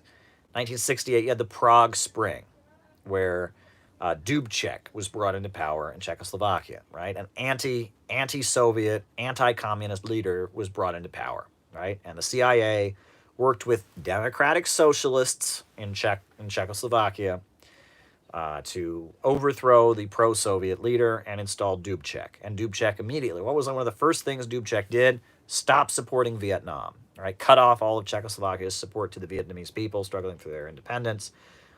Radio Free Europe endorsed Dubček, and it was like a coup in Czechoslovakia. And the support that Dubček had was these kind of hippies, right? These young people that were like idealistic, and they were against both capitalism and socialism, and they just wanted to have long hair and listen to Beatles music and Kumbaya, the color revolution crowd, right? Marilyn Ferguson. And they were anti-communists. So the Soviet Union intervened in Czechoslovakia, and they sent in the tanks, right? It was a Soviet military intervention. And most of the population of Czechoslovakia supported the Soviet Union intervening. They didn't, they supported the Communist Party that had driven out the fascists and had raised living standards and all of that. But it was these young intellectuals who were democratic socialists, who were Trotskyists, who were anarchists, who liked Dubček and were confused. And 1968 was a turning point. It was a big turning point. And the Soviet Union was forced to militarily intervene. And they saw that the United States had fomented the problem, the crisis in Czechoslovakia, 1968. And at that point, the Soviet détente, right, that they were not going to support armed revolutions around the world, they were going to hold off world revolution, they realized it didn't work. And Brezhnev, it was Kosygin and Brezhnev, but Brezhnev really became the prominent Soviet leader at the time when the Soviet Union was coming to terms with the fact that the United States was not going to recognize or tolerate their existence. I guess that's what's important to understand. That the Brezhnev era was the Soviet Union understanding that the United States did not mean what it meant. Détente was a lie, right? At the same time, the United States starts courting China, right? Henry Kissinger, they make friends with China, but the Soviet-U.S. détente, the alliance against Third World Revolution, is over. I guess Brezhnev did try to restore relations with Beijing. It didn't work. And that's to his credit, that he tried to reunify the socialist camp and repair the damage that Khrushchev did. But at the same time, Brezhnev is kind of associated with kind of the stagnation in the Soviet Union. He wasn't an innovator. He wasn't a new thinker. He was trying to keep intact what Stalin had built. And he was very old, and people associated him with, especially in the 80s, there was like a pattern where it was just like Soviet leader after Soviet leader would die. And it was this old guard of people that had been alive at the time of the revolution, people who'd been through World War II, and old men after old men dying, right? And that it was, the Soviet bureaucracy, the Communist Party became kind of an old boys club in a lot of ways, right? And, Brezhnev was kind of symbolic of the bureaucratic strata, right? A lot of the younger people that were duped by the propaganda and manipulated to become like Yeltsin supporters and stuff later. A lot of them, it was because they resented that. They felt like the leadership of the Soviet Communist Party was an old boys club. It was very elitist, and they were very stuck in their ways. They weren't very creative. They weren't very inventive. And that Soviet leaders didn't have a lot of charisma. They were kind of going through the motions, reading the script, reading theoretical statements, and that Brezhnev, despite being, more Marxist than Khrushchev, he kind of, despite his positive sides, he represented that, that stodgy, I don't know what you want to call it,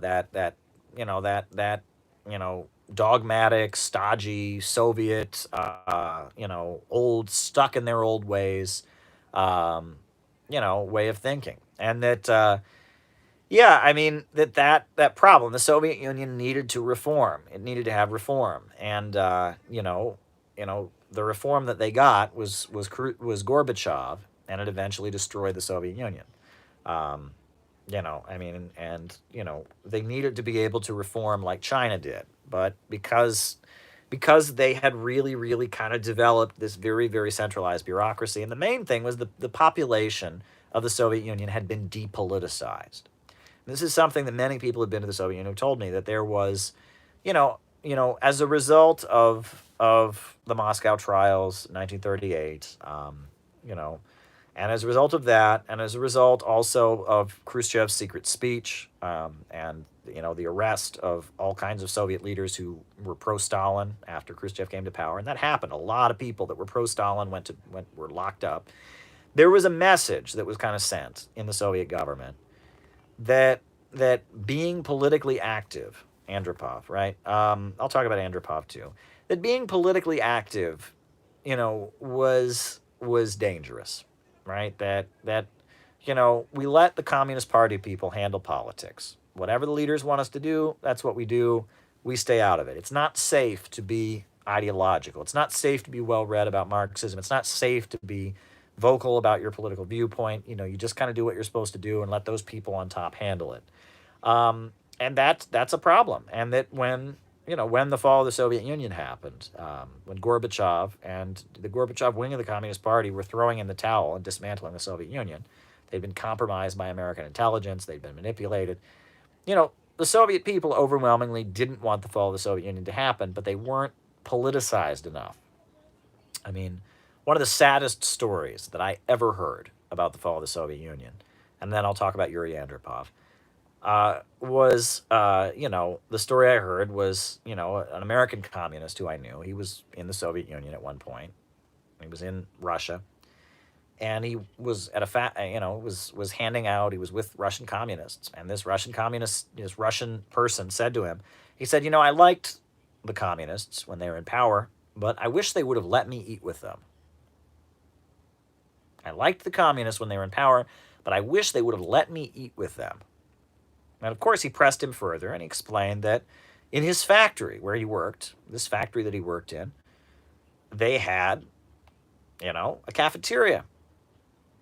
And, everyone else got normal food. But the people that were in the Communist Party, they got to sit at a special table, and they got nicer food than everybody else. And that created a layer of resentment. He said, I liked the communists. The country was better off when the communists were in charge, but I sure wish they would have let me eat with them. That bureaucratic attitude, that creates resentment among the population. Little things like that, right? That's the big thing. That's always the propaganda from the United States, right? And now about Venezuela. Oh, don't you know that the communist bureaucrats, they drive fancy cars and they have lots of money. That's a really common point of anti-communism, right? And that when people see a bureaucracy that doesn't have their concerns at heart, when people are discouraged from talking about politics, it's not safe to politically engage. One of the biggest problems in the Soviet Union, I think, is that, is the police state stuff was way out of control.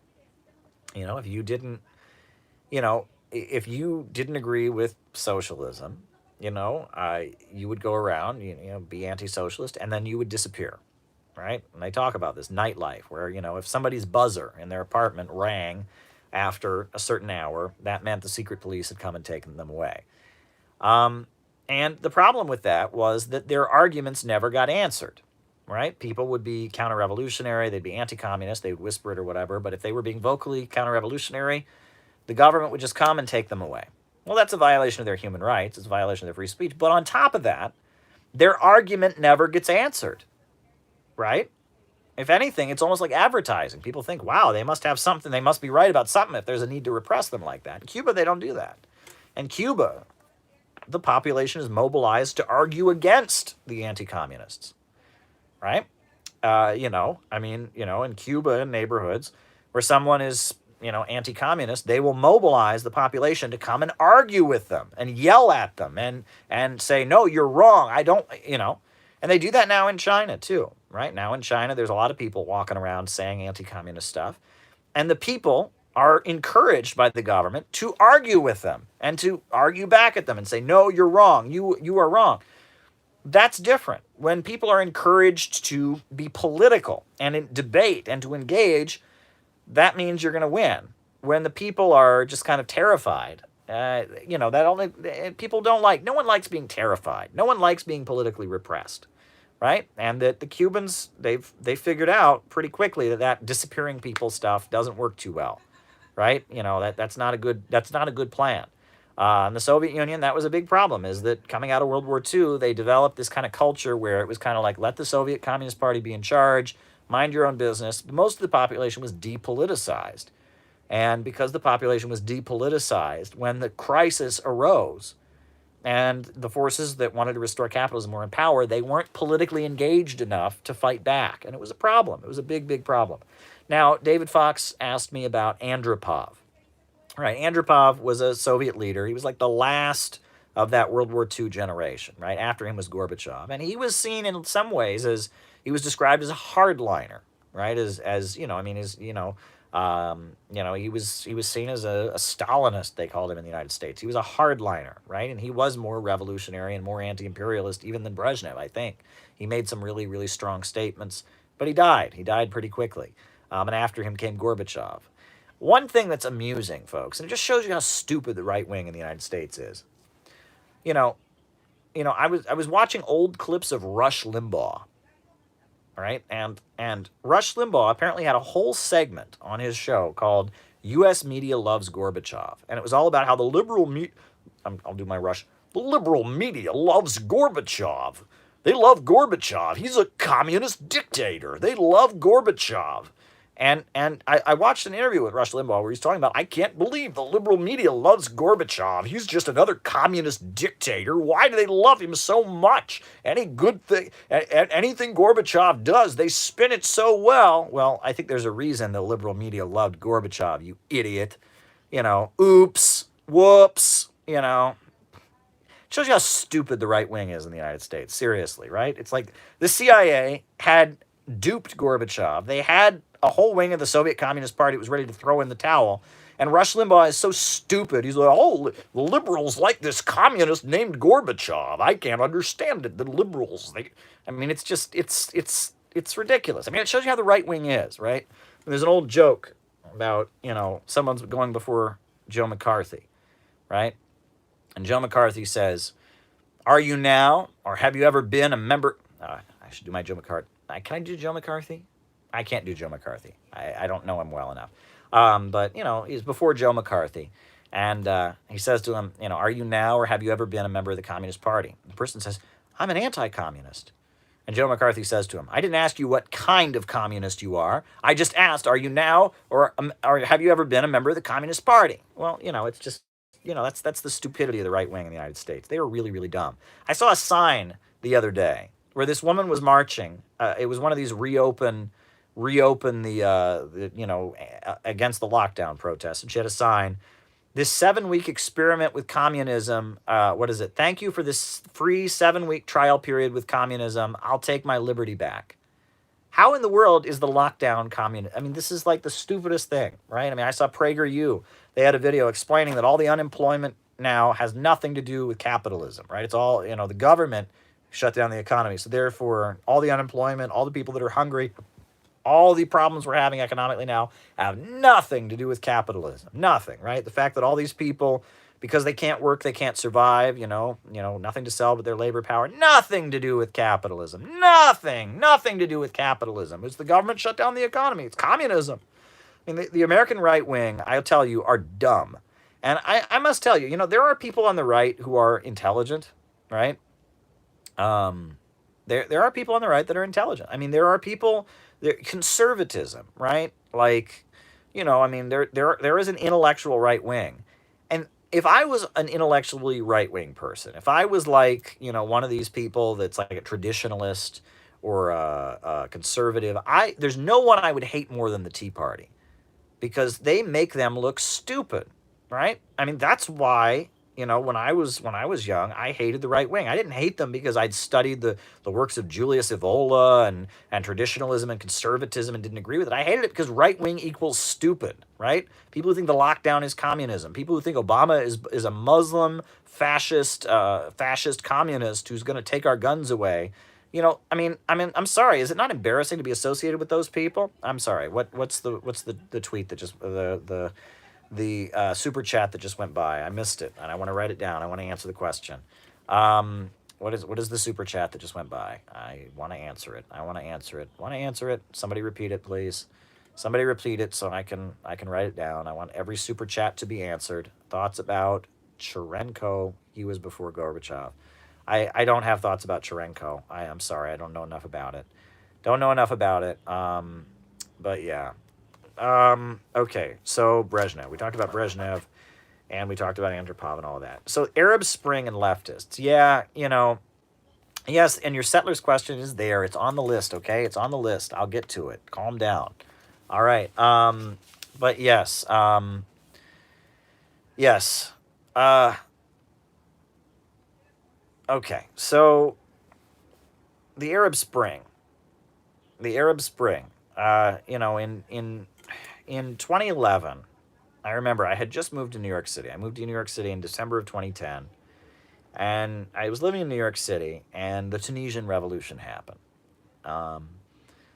So, all right, Ben Ali, the leader of Tunisia, had been considered a puppet of Western imperialism, and so I went with other people in the political group I was in, and we went to downtown where there were crowds of Tunisians waving Tunisian flags, chanting, Tunis, Tunis, Huzza, Huzza, Tunis, Tunis, Huzza, Huzza, Tunis, Tunis, Huzza, Huzza.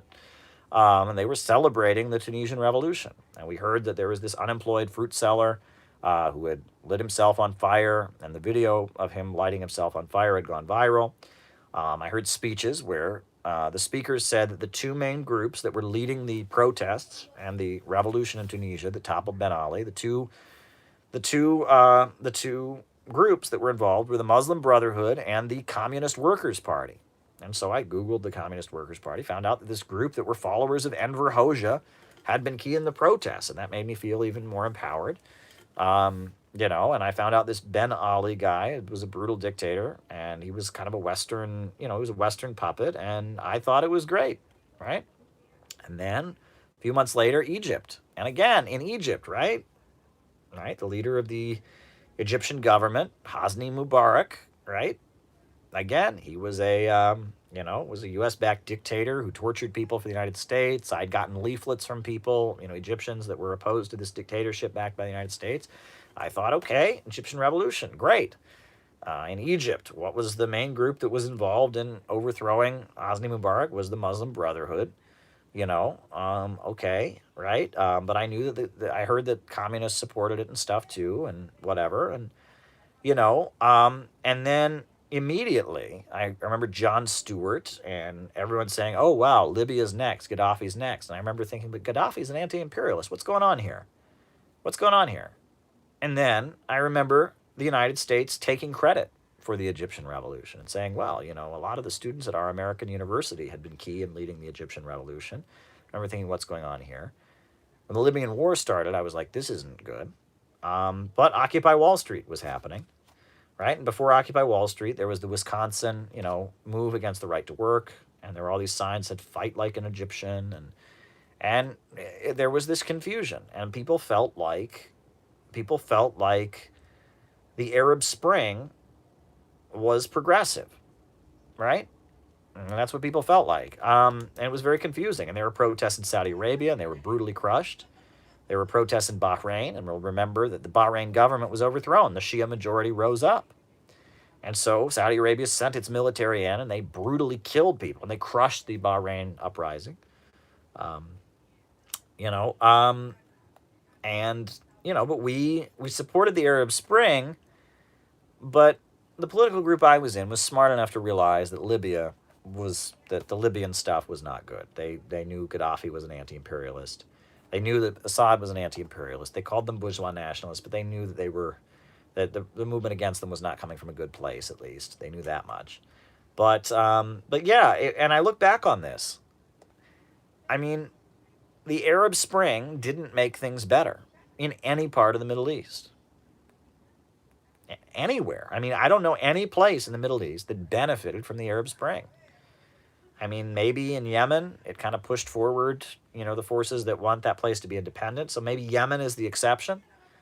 But, you know, in Bahrain, it was brutally crushed. And then CNN banned a documentary about what was done in Bahrain. Remember, there was a crew in Bahrain who filmed, a CNN crew made a whole documentary about how the protests in Bahrain against, you know, the Saudi government and the monarchy were brutally crushed. And CNN, you know, they banned the documentary. They wouldn't show it. Syria cast into civil war, right? And then most of the people that were involved in the protests in the Arab Spring in Syria now support the government, right? That there was a lot of protests in Syria about corruption, about trade union rights. A lot of leftists were involved initially, but the armed civil war, the jihadists, that's not the people that were protesting. You know, I mean, it's wild. It's wild. I mean, crazy story. One of the main causes for the Arab Spring that we've heard from many people, it's very common among liberals to blame the Arab Spring on a drought. Right? And it's true. I mean, there was a drought, right? And all these rural people had their farms destroyed. There was water shortages. All these people came to the cities, right? And then a lot of the rural folks in Syria and Egypt and places like that were pouring into the cities because there was a drought. Well, I'm sorry, folks. What country had the most efficient and biggest irrigation system in the entire world? Libya, the great man-made river. And that was a country that was destroyed. No one ever talks about that, right? People ignore that. Egypt. I mean, has Egypt gotten better since Hosni Mubarak was overthrown? Well, first you had a Muslim Brotherhood guy get elected president, and he was going to send troops, Egyptian troops, to Syria to fight Assad. He was a fanatic, and then he was overthrown, and his supporters were slaughtered, and now the Egyptian military is back in power. Mubarak isn't leading them anymore. Now you've got al-Sisi, a guy trained in Saudi Arabia, a guy tied to the Pentagon. Has anything really changed in Egypt? Has Egypt gotten better since the Arab Spring? No. Tunisia, well, they had a Muslim Brotherhood president for a while. You know, Syria is certainly not any better off. Yemen, I mean, maybe the forces that want independence and liberation are a little bit stronger, but the country's cast into war. All kinds of people have died. You know, Bahrain, I mean, they fought for their freedom. They seized the moment. They fought for their freedom. They got crushed by Saudi Arabia. I mean, many of the causes of the Arab Spring were just unemployment, anger at U.S.-backed dictatorships, and need for reform. I mean, okay, but overall, the Arab Spring was a train wreck. I mean, it was a disaster. We were in the middle of it. We didn't know what we were doing. But the problem is, you know, people talk about the allure of the protester in the street and how a lot of these leftists with this movement mentality, they can't get through their heads that every protester is not good. Right? I mean, it's really sad. A lot of these baby boomer leftists that are, you know, thoughts on the boot Bouteflika in Algeria. Yeah, I don't know enough about it. Sorry. I don't know Algerian history like I should. Um, but a lot of leftists can't get through their head that protests are not good, but it's kind of like mirrors the right wing. Like when I was growing up, do you remember the Westboro Baptist Church? You remember them? These like religious fundamentalist people who would go protest the funerals of gay people, right? They were awful, and then they weren't getting enough attention doing that, so they started protesting the funerals of people who died in the Iraq War. Just not nice folks, right? The Westboro Baptist Church, they're just not not appreciated, not upstanding citizens, just really nasty. Reverend Fred Phelps, just not nice people. I remember when I was in high school having to explain to people that the Westboro Baptist Church were not hippies, were not leftists. This is all these people I went to school with. They said they're protesters. That means they hate America. And I said, no, they're protesters. That means they're like Jane Fonda. They're spitting on soul. And these people, I had to explain to them, well, the Westboro Baptist Church, they're religious people. They're anti-gay, right? And it was like, but in their mind, protesters are crazy left-wing people. Well, no, there's all kinds of protesters. I remember when I was in college, the Tea Party, after Obama got elected, the Tea Party got started. And I remember there was a girl at my college, and she was the head of the College Republicans Club. And I remember I ran into her on a bus a few years later. I was living in Cleveland. I got on the bus. She was on the bus with me. I said, hey, how are you? She said, I'm good. I said, are you still doing Republican stuff? And she said, no. I said, why not? And she said, I'm not a protester. I said, what do you mean? She said, protesters are crazy. I'm not going to be a protester. The Tea Party had gotten going. She was a Republican, and she didn't believe in protesting, right? And that this was a kind of attitude that a lot of the people on the right had it in their mind that all protesters are disrespecting the country and crazy and mentally ill and should be locked up and the police should arrest all of them. That's what a lot of Republicans think. And a lot of leftists think the opposite. They think all protesters are good. So when they hear about protesters in Ukraine or protesters in Africa or Libya, they think all protesters are good. It's this weird thing. It's like people can't get over the 60s, right? It's like Forrest Gump. People can't get the movie Forrest Gump out of your head, right? The movie Forrest Gump. I remember seeing that. I don't know if you've seen Forrest Gump. It's about this mentally disabled man who meets a lot of celebrities and fights in the Vietnam War and goes through the decades. And like the protesters in the movie are portrayed as like, nasty people who call American soldiers baby killers and stuff. And it's like, I swear, people think of politics like it's Forrest Gump. And I remember like, it was weird. And that there are a lot of leftists who have it in their mind that a lot of right-wingers that I grew up around have in their mind that all protesting is left-wing. I had people actually try to tell me the Ku Klux Klan was left-wing because they protested, which is nuts. And then on top of that, I'm laughing at some of the stuff people are posting. And on top of that, you've got, I don't know, it's all confusing. But, in the Arab Spring, they talk about the allure of the protester in the street. Jared Cohen at the State Department, Hillary Clinton, Anne-Marie Slaughter, they were all staging that, engineering it. They made sure that video from Tunisia went viral. I mean, they knew what they were doing. This was a controlled demolition. There were some Bonapartist regimes in the Middle East, like Mubarak, like Ben Ali. They were puppets, but they would make demands, and they were destabilized and overthrown in chaos. That's what happened, right?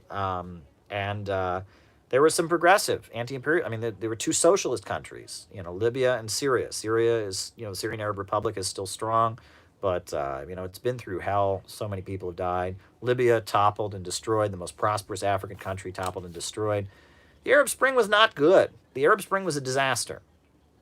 And I'll never forget this, is I went to a conference once, and a clown, a Trotskyite piece of crap, a piece of Trotskyite garbage, human Trotskyite garbage from the ISO, the International Socialist Organization, during the Arab Spring. I remember this. I went to a leftist event, and a piece of trash from the ISO got up and said, the Arab Spring is so amazing. The Arab Spring, and he read this whole speech about how amazing the Arab Spring was because the Russian Empire doesn't exist anymore. if the Cold War were still going on, these revolts of the Arab people would be co-opted by the Russian Empire. But thank goodness, the Arab Spring can only lead to good things now because it's not co-opted by the Russian Empire. Piece of crap. Unbelievable. Unbelievable. You're right, Mr. Trotskyite. The Arab Spring was not co-opted by the Russian Empire. You got what you wanted, right? Trotskyite wet dream, right there, right? The Arab people went out to revolt, but no communist party could lead them. No socialist politics were there. The State Department was directing it and manipulating social media. You got exactly what you want, you piece of garbage Trotskyite. I remember that. It's not being manipulated by the Russian Empire. Well, there you go, right? He calls the Soviet Union the Russian Empire, right? And it's so great. The Arab Spring is so amazing because there's no Soviet Union. What a piece of crap. What a piece of crap. That's how these people were talking, right? That was the ISO's line. The Arab Spring is glorious. It's beautiful because it's not being manipulated. A revolt is not being co-opted by the Russian Empire. It's so amazing. I mean, unbelievable, right? That's synthetic left. That is synthetic left, right? If you ever heard of it, right? I mean, Dust James says the ISO on his campus supported the destruction of Gaddafi. They probably had a party for the destruction of Gaddafi. I mean, do you want to talk about synthetic left? Oh my goodness. I remember that. I remember sitting through this trot going on, just going on. It was like a half-hour speech. The asshole wouldn't shut up. Just going on and on about how great, the Arab Spring is so amazing because the Soviet Union's not around to co-opt it. There's no, I mean, it's just unbelievable. And there was an ISO-aligned party in Egypt, the Revolutionary Socialists of Egypt.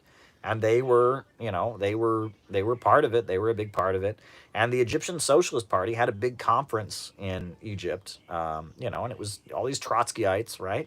And they supported the overthrow of Gaddafi, right? Unbelievable, right?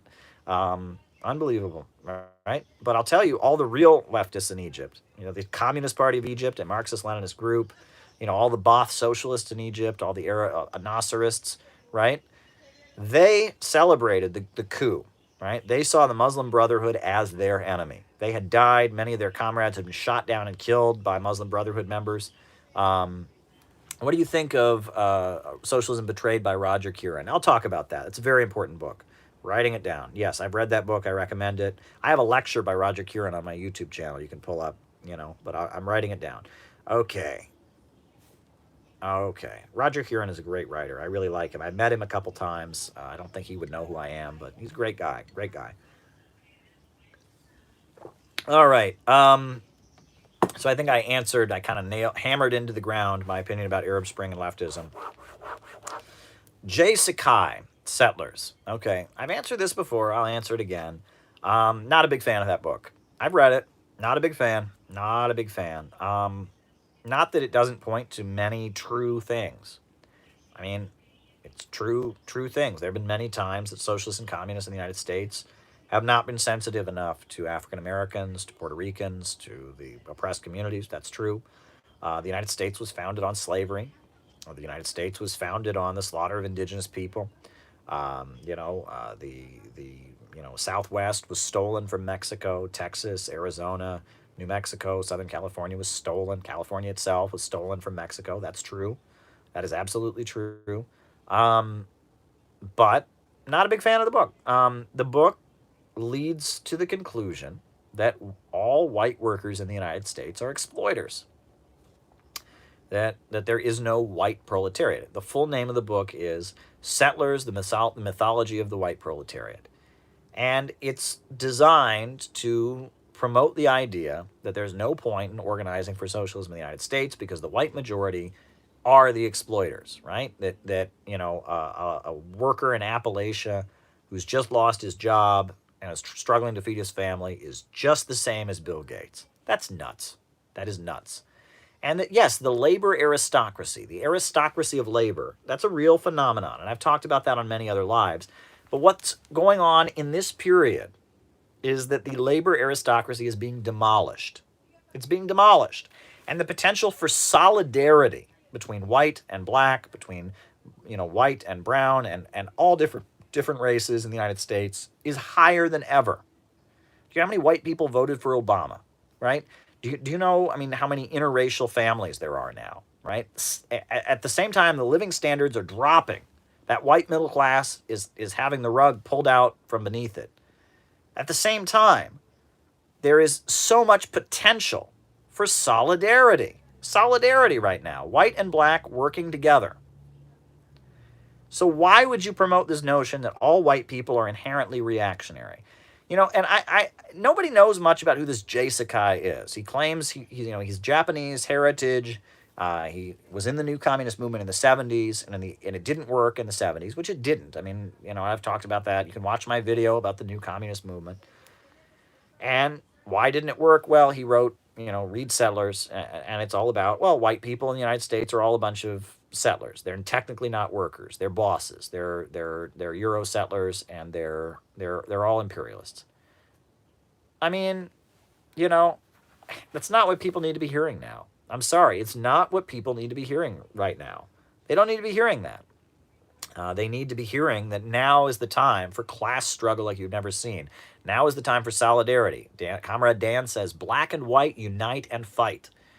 Now more than ever, we can build solidarity. We don't need this belief that solidarity is impossible. We don't need it. We don't need it. Right? Right now, we need a government of action to fight for working families. That's all I can say about that. The world is changing. There's more potential, and it's just not helpful. And I can talk about labor. I've talked about labor aristocracy. That's all I'll say about that right now. But you can look. I have other videos about third worldism and stuff. I've talked about this in depth. Communist parties of Russia. Well, there's only one communist party in Russia that really matters, okay? It's called the Communist Party of the Russian Federation, KPRF. It has millions of members. It's led by Zhuganov in the last election. It nominated Pavel Grudinin as its candidate.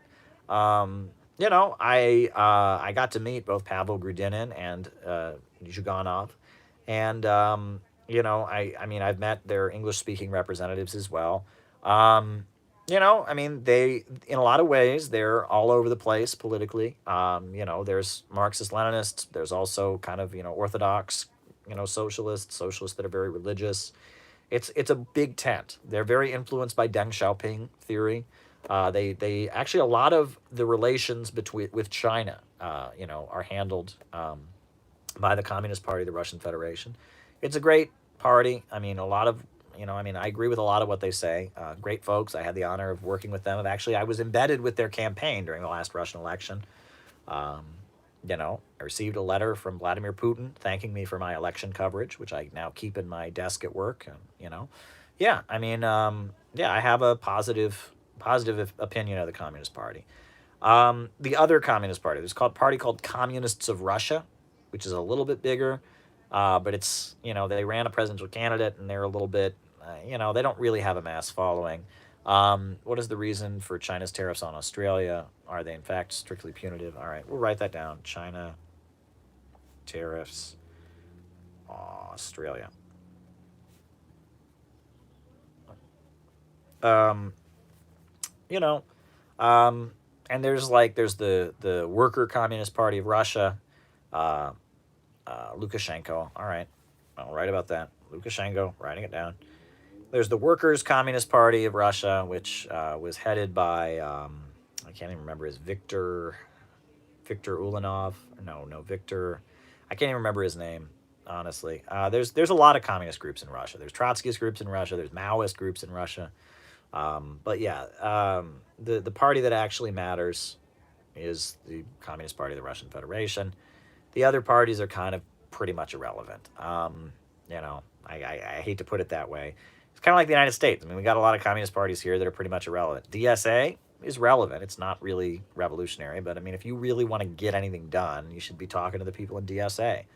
The Communist Party USA understands that, right? They know that milieu, and other communists that are serious. I mean, if you want to actually meet people, you need to be where they're at, right? I'm not saying, they always say meet people where they're at. Well, that's all well and good. You got to take them someplace, though, right? You can't just meet people where they're at and stay there, and then there's no point, right? You got to take them someplace.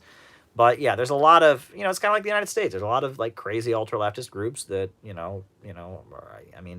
You want to talk to people where they're at. You need to be able to talk about things that are going on that are relevant. You can't just be kind of isolated. So there's a lot of ultra left groups in Russia that are pretty irrelevant, but there's the Russian Communist Party, you know, and then, you know, and there's people that say wild things. Like I've heard people say the Russian Communist Party is fascist. No, it's not. You know, like I've heard people say, well, the Russian Communist Party is fascist. And I'm just like, are you crazy? Right? I mean, it's just like, you know, I mean, Nazbol, that was a thing for a while. I can understand why people might think Nazbol is fascist, but the Russian Communist Party, really? Like, I mean, it's just, you know, the capacity of Western leftists to be out of touch with reality never ceases to amaze me. Never ceases to amaze me. You know, the crowd of people that hate me, that hate all existing socialist countries, that support U.S. regime change wars. Okay, we'll talk about that. China Mujahideen, we'll talk about that. China Mujahideen. All right, we'll talk about it. Okay, all righty. Does the Qatar-Turkey axis, you know, get, you know, stronger if Biden gets elected? I would say so. I would say they probably do get stronger. You know, it's very interesting. When Trump got elected, he said that he was considering adding 2 groups to the list of designated foreign terrorist organizations. The first was the Islamic Revolutionary Guard Corps of Iran. The second was the Muslim Brotherhood. Well, he added one of those groups. He added the Islamic Revolutionary Guard Corps of Iran. He designated them as terrorists, but he didn't go ahead and do the Muslim Brotherhood. And you know, the Muslim Brotherhood was pretty essential in U.S. foreign policy under Obama. I mean, the Obama administration had an alliance with the Muslim Brotherhood. The Muslim Brotherhood was key in Egypt. It was key in Syria. It was key in Libya. I mean, you didn't have Obama's foreign policy in the Middle East without the Muslim Brotherhood. It was essential. And the Muslim Brotherhood's not the same as Al-Qaeda. Al-Qaeda are Wahhabis, right? Muslim Brotherhood, they're not good. They're CIA dupes. They're not anti-imperialist, but they're not the same as Al-Qaeda, right? The Saudis, Saudi Arabia, Al-Qaeda, ISIS, those folks are Wahhabis, right? They believe in an absolute monarchy. They want to restore the 1400s, and they believe in terrorism and death squads, right? That's them. They're all about killing and all of that. The Muslim Brotherhood, you know, is a little bit different. That's a current that started in Egypt. It was funded by the U.S. government. It was started in Egypt in 1924 as kind of a religious movement that was anti-communist, and it was anti-modernization, really. Or it was this religious current in Egypt in the 20s. It started getting CIA support in the 50s to fight against Abdel Nasser. Abdel Nasser was an Arab socialist leader of Egypt, very revolutionary leader. Abdel Nasser worked with the Soviet Union to build up the economy of Egypt, did some amazing stuff, built, you know, the biggest hydroelectric power plant in the Middle East, and the Muslim Brotherhood was funded by the CIA to work against him. And the Muslim Brotherhood ended up assassinating another Arab leader, Sadat, right? The Muslim Brotherhood, their feeling is they're not opposed to elected governments. They don't want a monarchy. They believe in elected governments. They believe in technology and computers. But their main thing is the Muslim Brotherhood believes in capitalism. They believe in capitalism, right? That capitalism is the best system. Capitalism is good as long as everyone's religious. That's basically what they believe. They believe in very religious capitalism. That's the Muslim Brotherhood. And they see the United States as their ally. And they're very opposed to Arab nationalism, right? Because Arab nationalism is for the Arab nation. They say they're for all people in the name of Islam. They're very opposed to communism because communism is secular, right? It's Marxism. It's, foreign.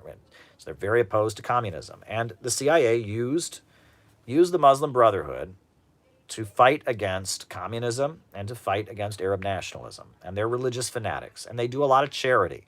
They take care of poor people. And they're popular in the rural areas, in smaller areas.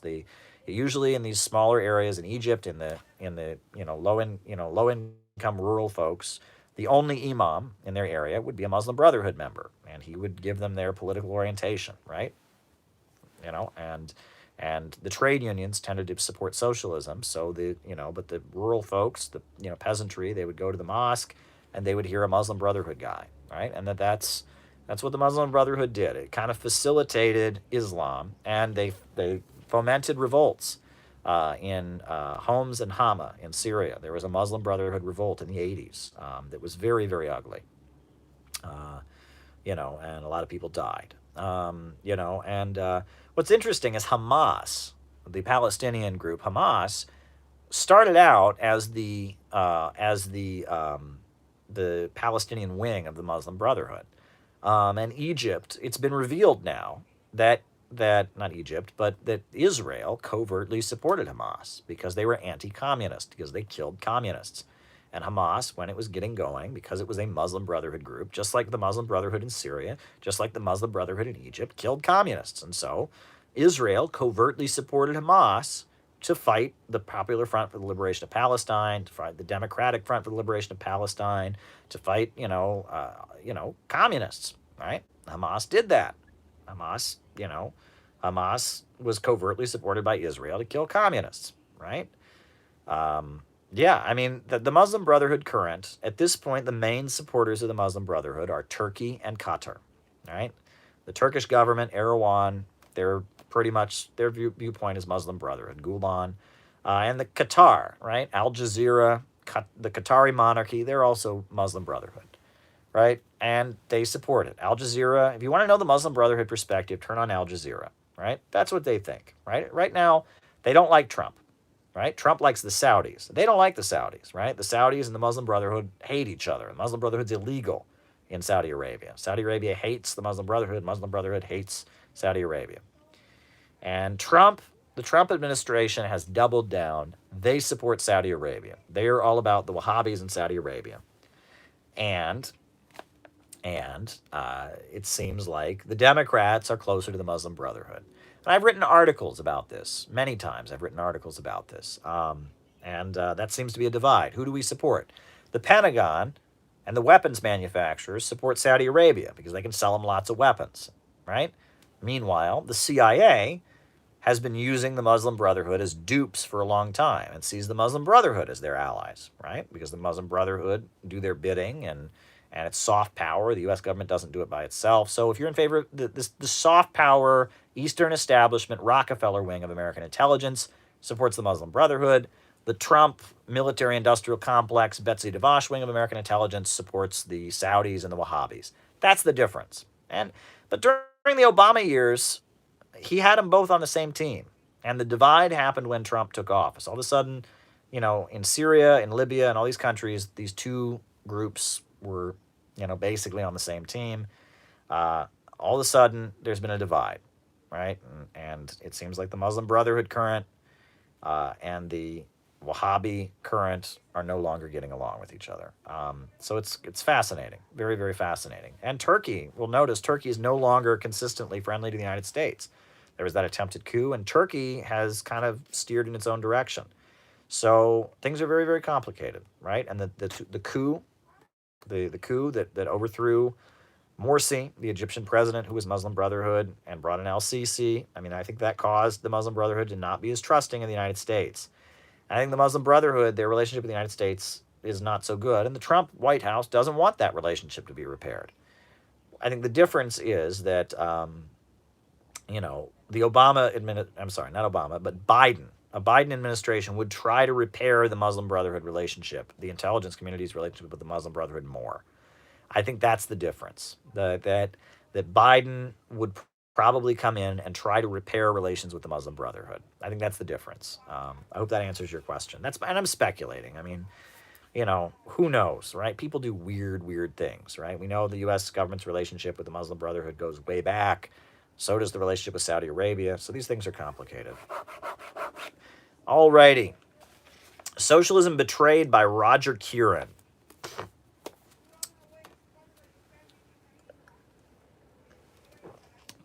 Great book. Socialism Betrayed by Roger Kieran. Very good history of the Soviet Union. Very good assessment of the problems that went on in the Soviet Union, leading to its collapse. I recommend it. And I learned a lot from reading it. He says many times, Roger Kieran says, the Soviet Union needed reform, and the reform they got overthrew them. And he talks about Gorbachev representing a liquidationist wing that goes all the way back to Bukharin within Soviet society. And there had been this current in the Soviet Communist Party. Bukharin did not want to build socialism in the USSR, thought it was too poor, right? After Stalin's death, Khrushchev came in and kind of represented a revival of Bukharinism. And, Gorbachev praised Bukharin excessively, and that the Bukharinite tendency in the Soviet Communist Party ultimately threw in the towel and overthrew the Soviet Union. And it existed. It was a current, right? And that there was Stalin, there was Trotsky, and there was Bukharin. And that Gorbachev kind of represents that current. Another good book to read is Perestroika by Harpal Brar. I would recommend Harpal Brar's book, Perestroika. On the overthrow of socialism in the USSR, there are 3 books that I recommend. Book number 1 is called Socialism Betrayed by Roger Kieran. Book number 2 is called Perestroika by Harpal Brar. A very good book by Harpal Brar, leader of the Communist Party of Great Britain, Marxist-Leninist. And there's another very good book called Perestroika, same title, by Sam Marcy, the founder of Workers' World Party. And they all 3 books, they have a different perspective, but they all kind of give the same assessment, that there was a wing of the Soviet Communist Party that threw in the towel, that surrendered. And it talks about where it came from. It talks about market socialism and reforms. And it's good for understanding Soviet society and what happened. Now, to be fair, though, a lot of those books push the line that the problem was that, the Soviet Union, they tampered with the true Stalin model too much. I don't buy that. I think that they needed to have some market reforms and stuff. The way they went about it did them in. But China was able to adjust in a way that didn't destroy them. So I think there's a difference there.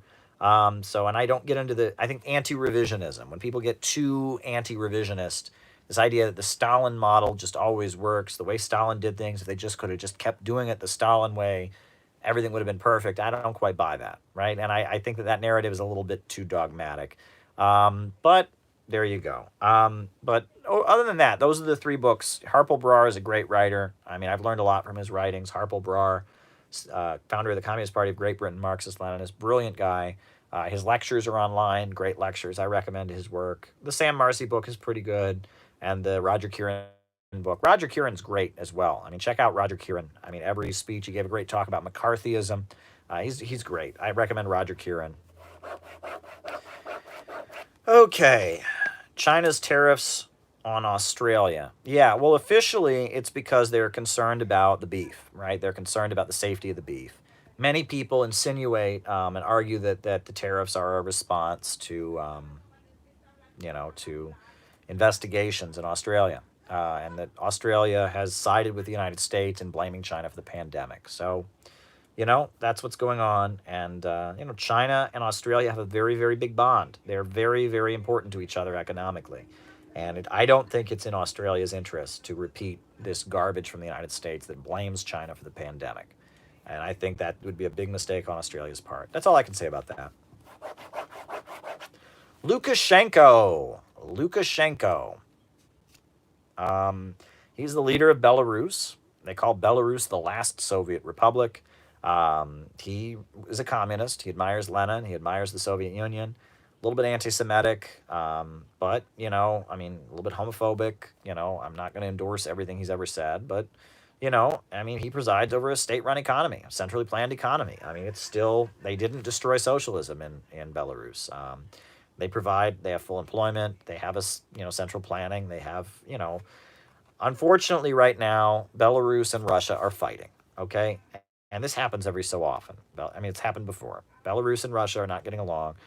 And what's weird about that is because of that, we're starting to hear pro-Belarus things from U.S. media, right? There was an article on Bloomberg News about Soviet-style economics have a success in Belarus, right? They're allowed to say socialism works when it's in a U.S.-aligned country.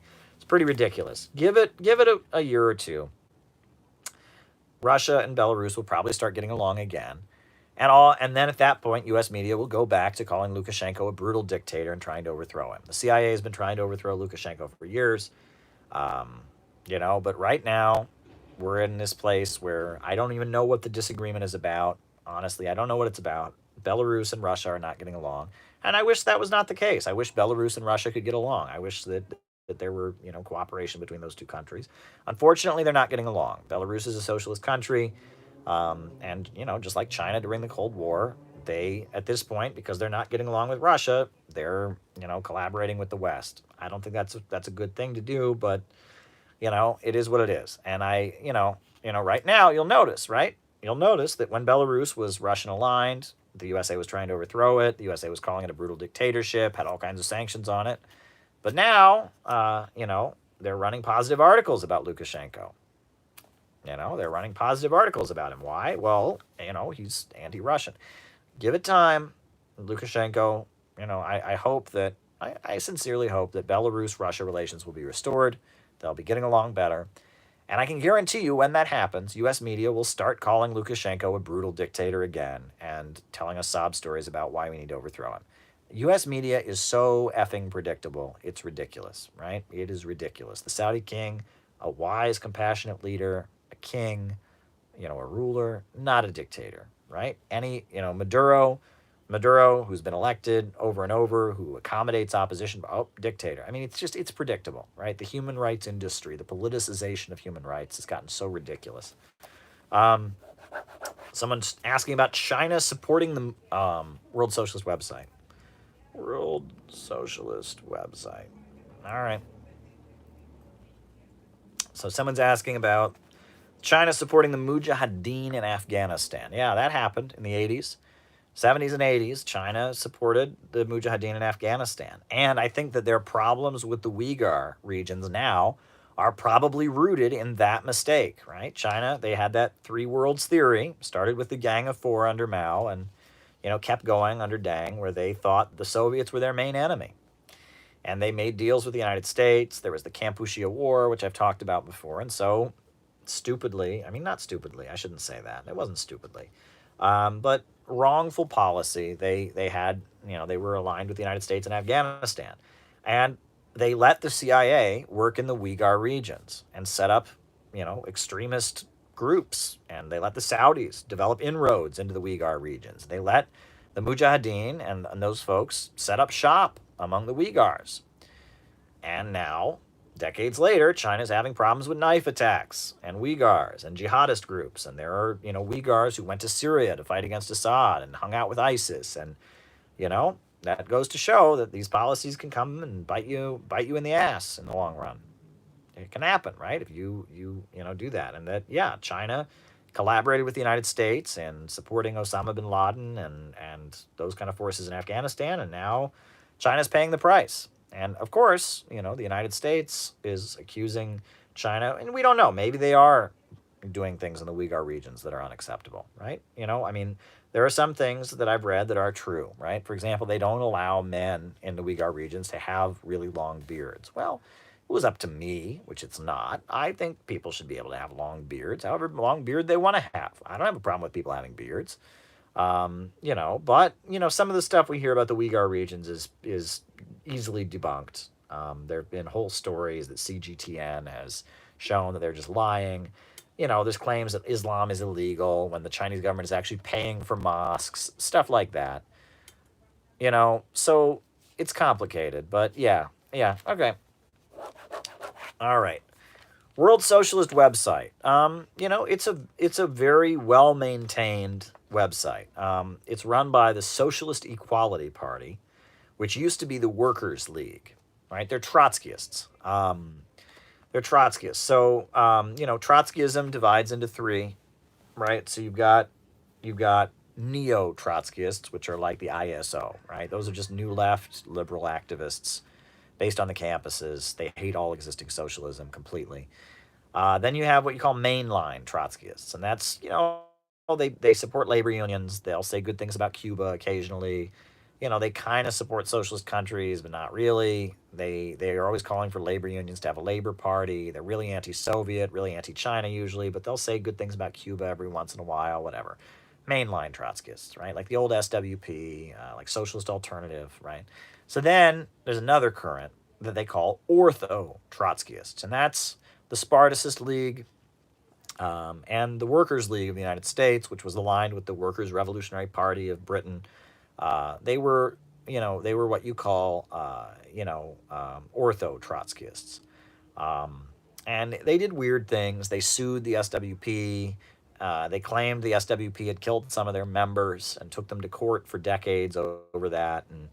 And very strange organization, the way they conducted themselves in the United States. The Workers' League. And Tim Woolforth, who's the founder of the Workers' League, which is now the World Socialist website, was expelled from the group he started, Tim Woolforth. Kind of interesting. And Tim Woolforth actually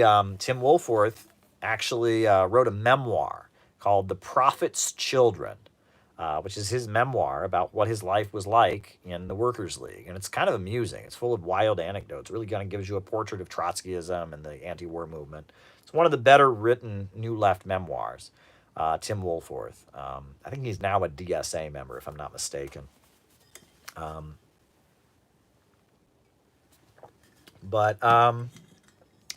Yeah, the World Socialist website. So the leader of it is David North. Yeah, I mean, they're consistently anti-imperialist. I'll give them that. They didn't support the Libyan war. They tend to oppose the USA and Syria, and their website is very regularly updated, which is also, I'll give them credit for that. That's a very, they maintain a very professional and well-made website. Yeah, so I mean, what else is there to say? That's the World Socialist website. Someone's saying we should have our own website. I agree. Yeah, I mean, if we could have a website that was that well maintained, that would be a great thing to do. So yeah, I hope that answers your question. So if people want to keep coming with the super chats, I will keep answering the super chats. I'm not in a rush to get anywhere. I can keep talking. And I have some books to show you. I have some books to talk about. So keep it coming with the super chats. Ask me the next question. I will answer it. But in the meantime, I will show you some books. So the first book I want to show you, this is the new edition of it's not new, but it's the current, I should say, currently in print edition of The History of the Three Internationals by William Z. Foster. The book that taught me the most about Marxism. I've never learned more than I learned by reading this book, The History of the Three Internationals by William Z. Foster. He talks about, Marxism starts from like the time of the French Revolution all the way up to World War II. You will understand Marxism when you read this book, The History of the Three Internationalists. I have never given a book as strong of an endorsement as I give this book. If you read this book, you will understand Marxism, The History of the Three Internationals. Yeah, this is the current edition, which is available on Amazon. And I recommend it. I really, really do. And David Fox and Dust James are enjoying it as well. And I recommend it. And this is, yeah, I have one of the original editions of it, but this is the edition of it that's currently available. So I recommend it, and if people wanted to do an online reading study group of it, I would be for that. I would be in favor of it because it gives you a history. After you read this, you will understand Marxist theory. You will understand Marxist theory. I recommend it. Great book. Very, very good book. So yeah, another book that I would like to recommend that I learned a lot from is The Yankee and Cowboy War, Conspiracies from Dallas to Watergate by Carl Oglesby. And Carl Oglesby was a leader of Students for a Democratic Society. He was a left-wing activist, and he wrote this book to explain the divide in the American ruling class. And he talks mainly about the assassination of John F. Kennedy and the Watergate, the removal from office of Richard Nixon. Very good stuff, lots of facts. He talks about Howard Hughes and the role of Howard Hughes, and he talks about capitalism, and he talks about the military-industrial complex, and he talks about the CIA and the Rockefellers, and it's who is the ruling class? Who are they fighting? What do they want? That's the division, right? And I recommend it, Carl Oglesby. What's interesting is not only is the book, it's a leftist book. I mean, Carl Oglesby is a leftist. He's an anti-war guy, a socialist. But it's endorsed on the back by Murray Rothbard, the big libertarian. And I've noticed this, that oddly, some of these libertarian types, their ideology is bullshit. Their beliefs are bullshit. But because they're not stuck in like leftist dogmatism, they understand divisions in the ruling class a little bit more. right? And because they kind of understand that divide between the rich and the ultra rich, the managerial bourgeoisie versus the lower levels of bourgeoisie. Because of that, and the book's online, by the way. It's expensive, yes, but it's on archive.org. You can download the whole book. It's available. I mean, PDF. You can read the whole thing, print it out. But yeah, the Yankee and Cowboy War. I recommend it. I learned a lot from reading this book. I really did. It really gave me an understanding of who the ruling class are. And like I said, sometimes some of these libertarian types, they do some research. They understand the divisions in the bourgeoisie more than leftists do. Leftists, they stick to this narrative. The problem is capitalism. All the capitalists are all the same. Their ideology will sometimes drown out actual facts about the divisions in the ruling class and navigating the divisions. And sometimes these libertarians, despite having delusional ideological beliefs, will actually understand the divisions more. But yeah, this is a socialist who wrote this, but Murray Rothbard gives it his endorsement. Pretty wild. But it's a great book, really. You will learn a lot about the ruling class, who's on what side. Yeah, I recommend it. Yeah. What else? What else? Oh boy. I'll tell you, a book that I learned a lot about Marxism from, and the Marxist methods of organizing and such, is The History of the Party of Labor of Albania. Right? Now, this is a very, very interesting book. This is Enver Hoxha. Enver Hoxha didn't write it. It's just the official history of the Party of Labor of Albania. Right? And it tells you how the Party of Labor of Albania, that's the Communist Party led by Enver Hoxha, how they came to be the leaders of Albania. And it goes over their entire history. And at the time the Nazis invaded Albania, they were like 20 to 30 people. But they were able to organize and effectively operate within that situation of having Nazi occupiers and maneuver and manipulate, be one step ahead of the bourgeoisie. They were able to get a lot done. I really recommend it. I really recommend The History of the Party of Labor of Albania. If you want to learn about how Marxists maneuver and come to power, I recommend it. I really, really do recommend it. And on that note, I mean, even far more than I learned from The History of the Party of Labor of Albania, I learned from this book, The History of the Communist Party of the Soviet Union, right? The History of the Communist Party of the Soviet Union short course, right? This is the official history of the Bolshevik Party, published in 1936. Most of this book was written by Stalin, actually. He wrote the chapter on dialectical materialism. He wrote some other parts of it. I mean, it wasn't only written by him. It was a collective effort. But it gives you an entire history of Marxism in Russia, starting, with the movement against serfdom, all the way up to the 1936 Constitution of the USSR. And you learn about the Bolshevik Party. Why doesn't dialectical materialism mention stages after communism? There will always be contradictions and constant change. I will answer that.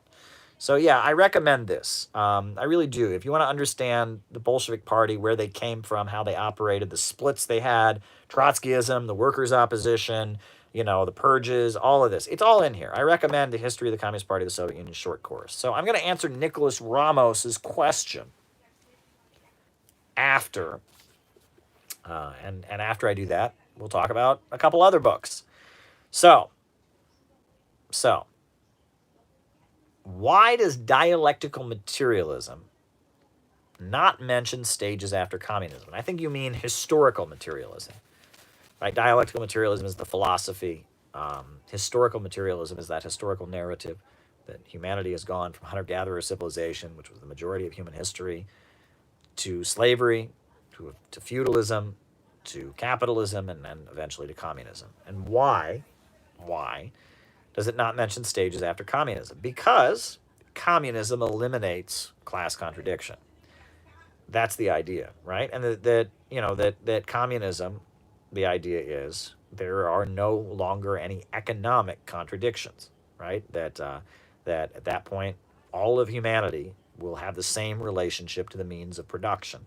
So there won't be competing classes. So there won't be anything that would give rise to a new social system, right? Socialism giving rise to communism leads to a situation where there's so much material abundance, and the idea is there are no competing classes. There is no inequality. Everyone has the same access for the most part, and that there's no contradiction. And that's the Marxist narrative. I mean, I've argued before that communism might be kind of like a perfect circle. There's no such thing as a perfect circle, but there's things that are way closer to a perfect circle than aren't. But there's technically no perfect circle. And I worry, I know, I don't, not that I worry, but I think that communism might be like that, right? That there's always going to be a little bit of coercion in the world. There's always going to be a little bit of scarcity or inequality, right? And that communism, like the highest ultimate stage of communism, is a little bit like kind of a lost horizon. You know, you can get closer and closer and closer to it. You never can fully reach it. Some people argue that might be the case.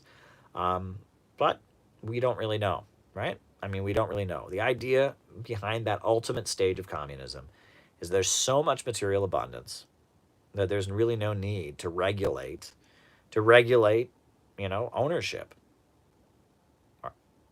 Next contradictions might be artificial intelligence versus humans. Well, that's Terminator. That's Rise of the Machines. That's Arnold Schwarzenegger. We'll have to have Arnold Schwarzenegger show up and save the day, I guess. Or I guess he's one of the machines, isn't he? I haven't seen Terminator, but he'll say "Hasta la vista, baby." But yeah, I mean that's the idea behind communism. Now, artificial intelligence versus humans, that's already happening. I mean, humans are being pushed out of everything that is requiring people to be like machines. Yeah, I mean, it's very, very important. And that brings me to another book that I would like to recommend. The Future is Up to Us by Nelson Peary. Very, very good book. Marxist economics, great stuff. I recommend this. I really, really recommend this book. The Future is Up to Us by Nelson Peary. Great Marxist book. Marxist economics, Marxist analysis, talks about artificial intelligence, except that term wasn't around, or it was, but it wasn't being talked about. Great stuff. I recommend Nelson Peary's book. A thorough understanding of Marxist economics. It's Nelson Peary was really something special. He was a Communist Party USA member. He was for black nationalism, so he left in 1956, and he was a Maoist activist. And I really recommend this book. I've learned so much about Marxism from reading The Future is Up to Us by Nelson Peary. And you can read it. It's online, too. There's PDFs out there. I always get more out of it if it's actually a book. But yeah, I recommend The Future is Up to Us by Nelson Peary. Okay. Okie dokie. Now, someone's asking about The Green Book by Gaddafi. And I just saw, a good friend of mine is doing the layout work, and I just saw the cover of it today. Great stuff. We're doing some revising. We're revising it, but it should be up for sale online pretty soon. And my introduction, I wrote a very long introduction to it about the Libyan War. It's going to be a beautiful book. The cover looks amazing. I'm very excited. The edition of the Green Book that the Center for Political Innovation is publishing is going to be good stuff. Kick ass. I recommend it. And I'll do a whole reading. I will read you my introduction when it comes out. Another thing that we have, Oil and the Global Capitalist Crisis. Great stuff. This is my book from the talk I gave in Brazil. If you want to talk about the oil markets and who controls it and all of that, they recommend it. And of course, as you all know, City Builders and Vandals in Our Age, my book, very popular, continues to get good reviews, being studied all over the world. People are reading it in Venezuela. People are reading it in Iran. People are reading it in Russia. People are reading it all over the world. People are reading this book. I recommend City Builders and Vandals in Our Age by Caleb Maupin. Of course, I wouldn't be doing my job if I didn't recommend it. So check out City Builders and Vandals in Our Age. Good stuff. Folks. Someone just got their copy of City Builders today. Well, good for you. Great. I hope you enjoy it. Folks. If you got more super chats, I will happily answer them. If not, I got a couple more things I can talk about. Why not, right? Why not?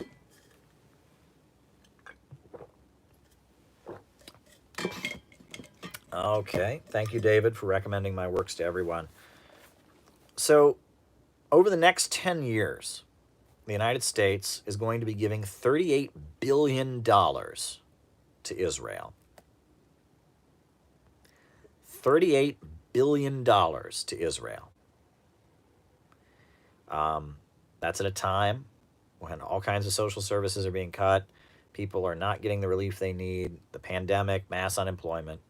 $38 billion will be given to Israel by the United States in the following 10 years. Think about that. Really, think about that. $38 billion. They cut food stamps. They cut social services. Medical care is not available. They're closing hospitals in rural areas now. But $38 billion to Israel. Think about that, right?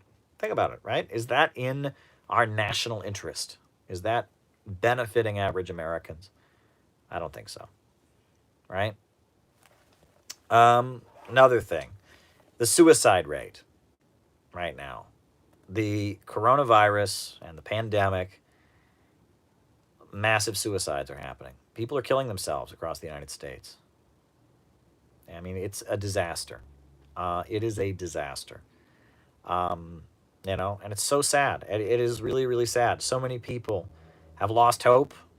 They're not doing well. And the suicide rate, during this pandemic has been rising. It's very high, and it's a tragedy. And if you have a relative, who's all by themselves and is depressed, call them up, talk to them. And if they sound like they're suicidal, stop them, call 911. And seriously, it's such a scourge. So many people taking their own lives amid this pandemic. It's the saddest thing. It's really, really a tragedy. It's really, really a tragedy. And I've said before, if you want to be happy, you need three things. You need to be alive, you need to have love in your life, and you need to have an ideal to live for. And if you don't have those things, you're not going to be happy. Thank you, Herb, for the super chat. I do appreciate it. But this is this system. It's killing people, right? People don't have jobs. People are afraid of paying their bills. They're scared. They're stressed out. They're worried, and they go too far. And it's a tragedy, and it's a crime. I consider all these people who've committed suicide during this pandemic to be victims of capitalism, right? Because if we had a society where the economy was rationally planned, and people were taken care of, they wouldn't be so stressed out by this pandemic that they would be killed. This is a big tragedy, and many people are taking their own lives right now. And we need to talk about this. This is capitalism out of control, and it's horrific. And there's a big rise in mental illness in the United States right now, and I've talked about that before. Our culture is very conducive, highly conducive to insanity. The mass shooting phenomenon. We have a big problem in the United States, big problem, and socialism is the only way it's going to be resolved. Another thing I wanted to mention right now is the two sessions of the Chinese Communist Party are taking place. And President Xi gave an address, so did the Chinese premier. You should check it out. The two sessions, the Chinese Communist, the two legislative bodies, the National People's Congress and the Consultative Congress of the People's Assembly, or the two big legislative bodies in China are meeting right now. It's the two sessions that they have. They held them off during the pandemic. They're having them. I noticed that a lot of them are wearing masks, but China is at the point where they can have this big gathering of like 3,000 people. Jackie Chan was there, and it's a big event. It's a big government event that they have every year. It's worth paying attention to. If you want to see a socialist country and how they're dealing with the Congress, check it out, right? Two sessions. Another important point.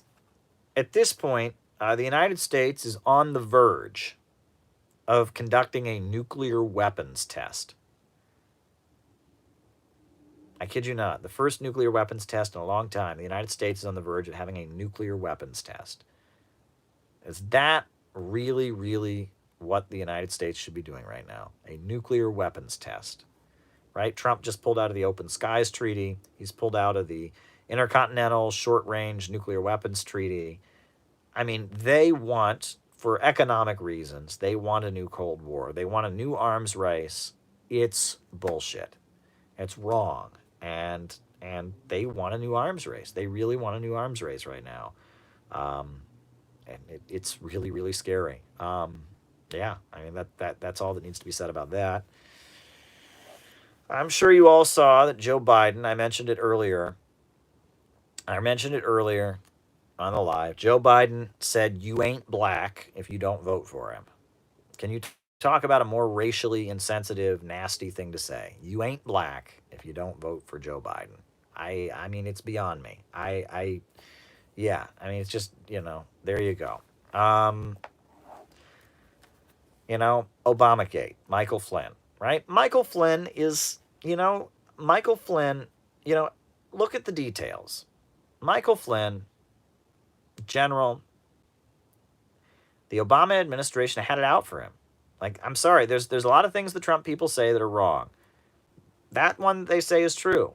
Michael Flynn was a general who said that instead of destabilizing, liberals love identity politics, says Nicholas Ramos, and he's right about that. Obama said that instead of, destabilizing, General Michael Flynn, he's a U.S. military guy, and he thought to fight al-Qaeda, we should work with Russia. And he thought to fight al-Qaeda, we should work with Turkey. And he didn't agree with that Hillary Clinton State Department strategy of let's just destabilize the whole world. Let's create chaos across the Middle East. Let's, spread instability in the name of revolution. He didn't agree with the wrecking crew foreign policy. And the Obama administration had it out for him. They hated him.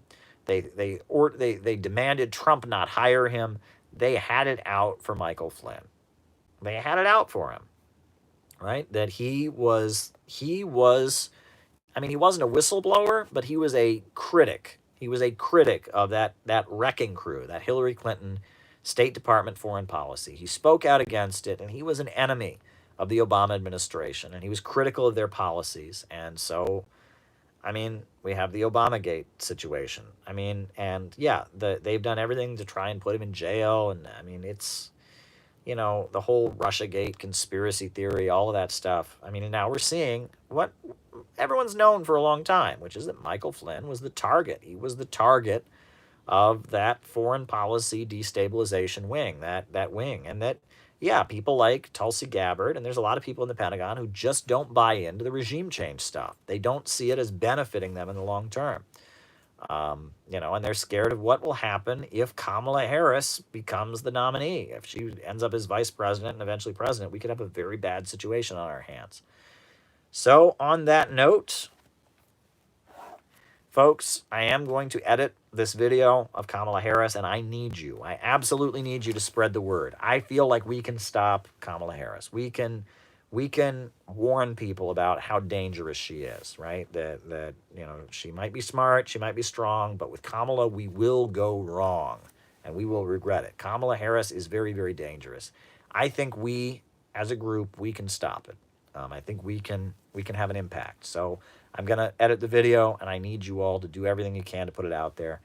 Tuesday, 5 p.m., I'm set to debate this Vosh character, so wish me luck on that. I'm sure no matter how it goes, a bunch of his fan bots will be like, "You suck, loser," and text me all kinds of stupid stuff, and that doesn't matter because they'll do that no matter what I do. My hope is that, that I'll be able to talk sense, and I don't want to say too much more about it because he might be watching now. So yeah, if people have anything else they want to add, anything else, any other super chats, anything, I will answer it. And give me the super chats. I will answer it. Speak now or forever hold your peace. Speak now or forever hold your peace. And I'm not sure when I'll be back. I'll be doing more lives pretty soon. I might hold off until the Tuesday debate, but after that, I'll be live on here. Why not, right? Why not just get on here and talk, right? You guys are awesome. I can't tell you how amazing you all are. You guys are amazing folks. You are really, really amazing. Thoughts on Bugalo Boys? I don't know who that is. Who is Bugalo Boys? Someone tell me who those are. I'm curious. Someone in the chat tell me who the Bugalo Boys are. Who are the Bugalo Boys? Who are those? What is that? Is that a group? Is that a singing group or something? Our organization requires democracy to have an impact, says Default. Well, the Center for Political Innovation doesn't exist yet. I mean, there's people on the chats and stuff. Never heard of them. $3 thoughts on an obscure person, insert book. Ha ha ha. Yeah. Yeah, there you go. But yeah, folks, there's a Discord. If you want to get on there, get on it. People talk about stuff, but you talk about the Great Rejuvenation.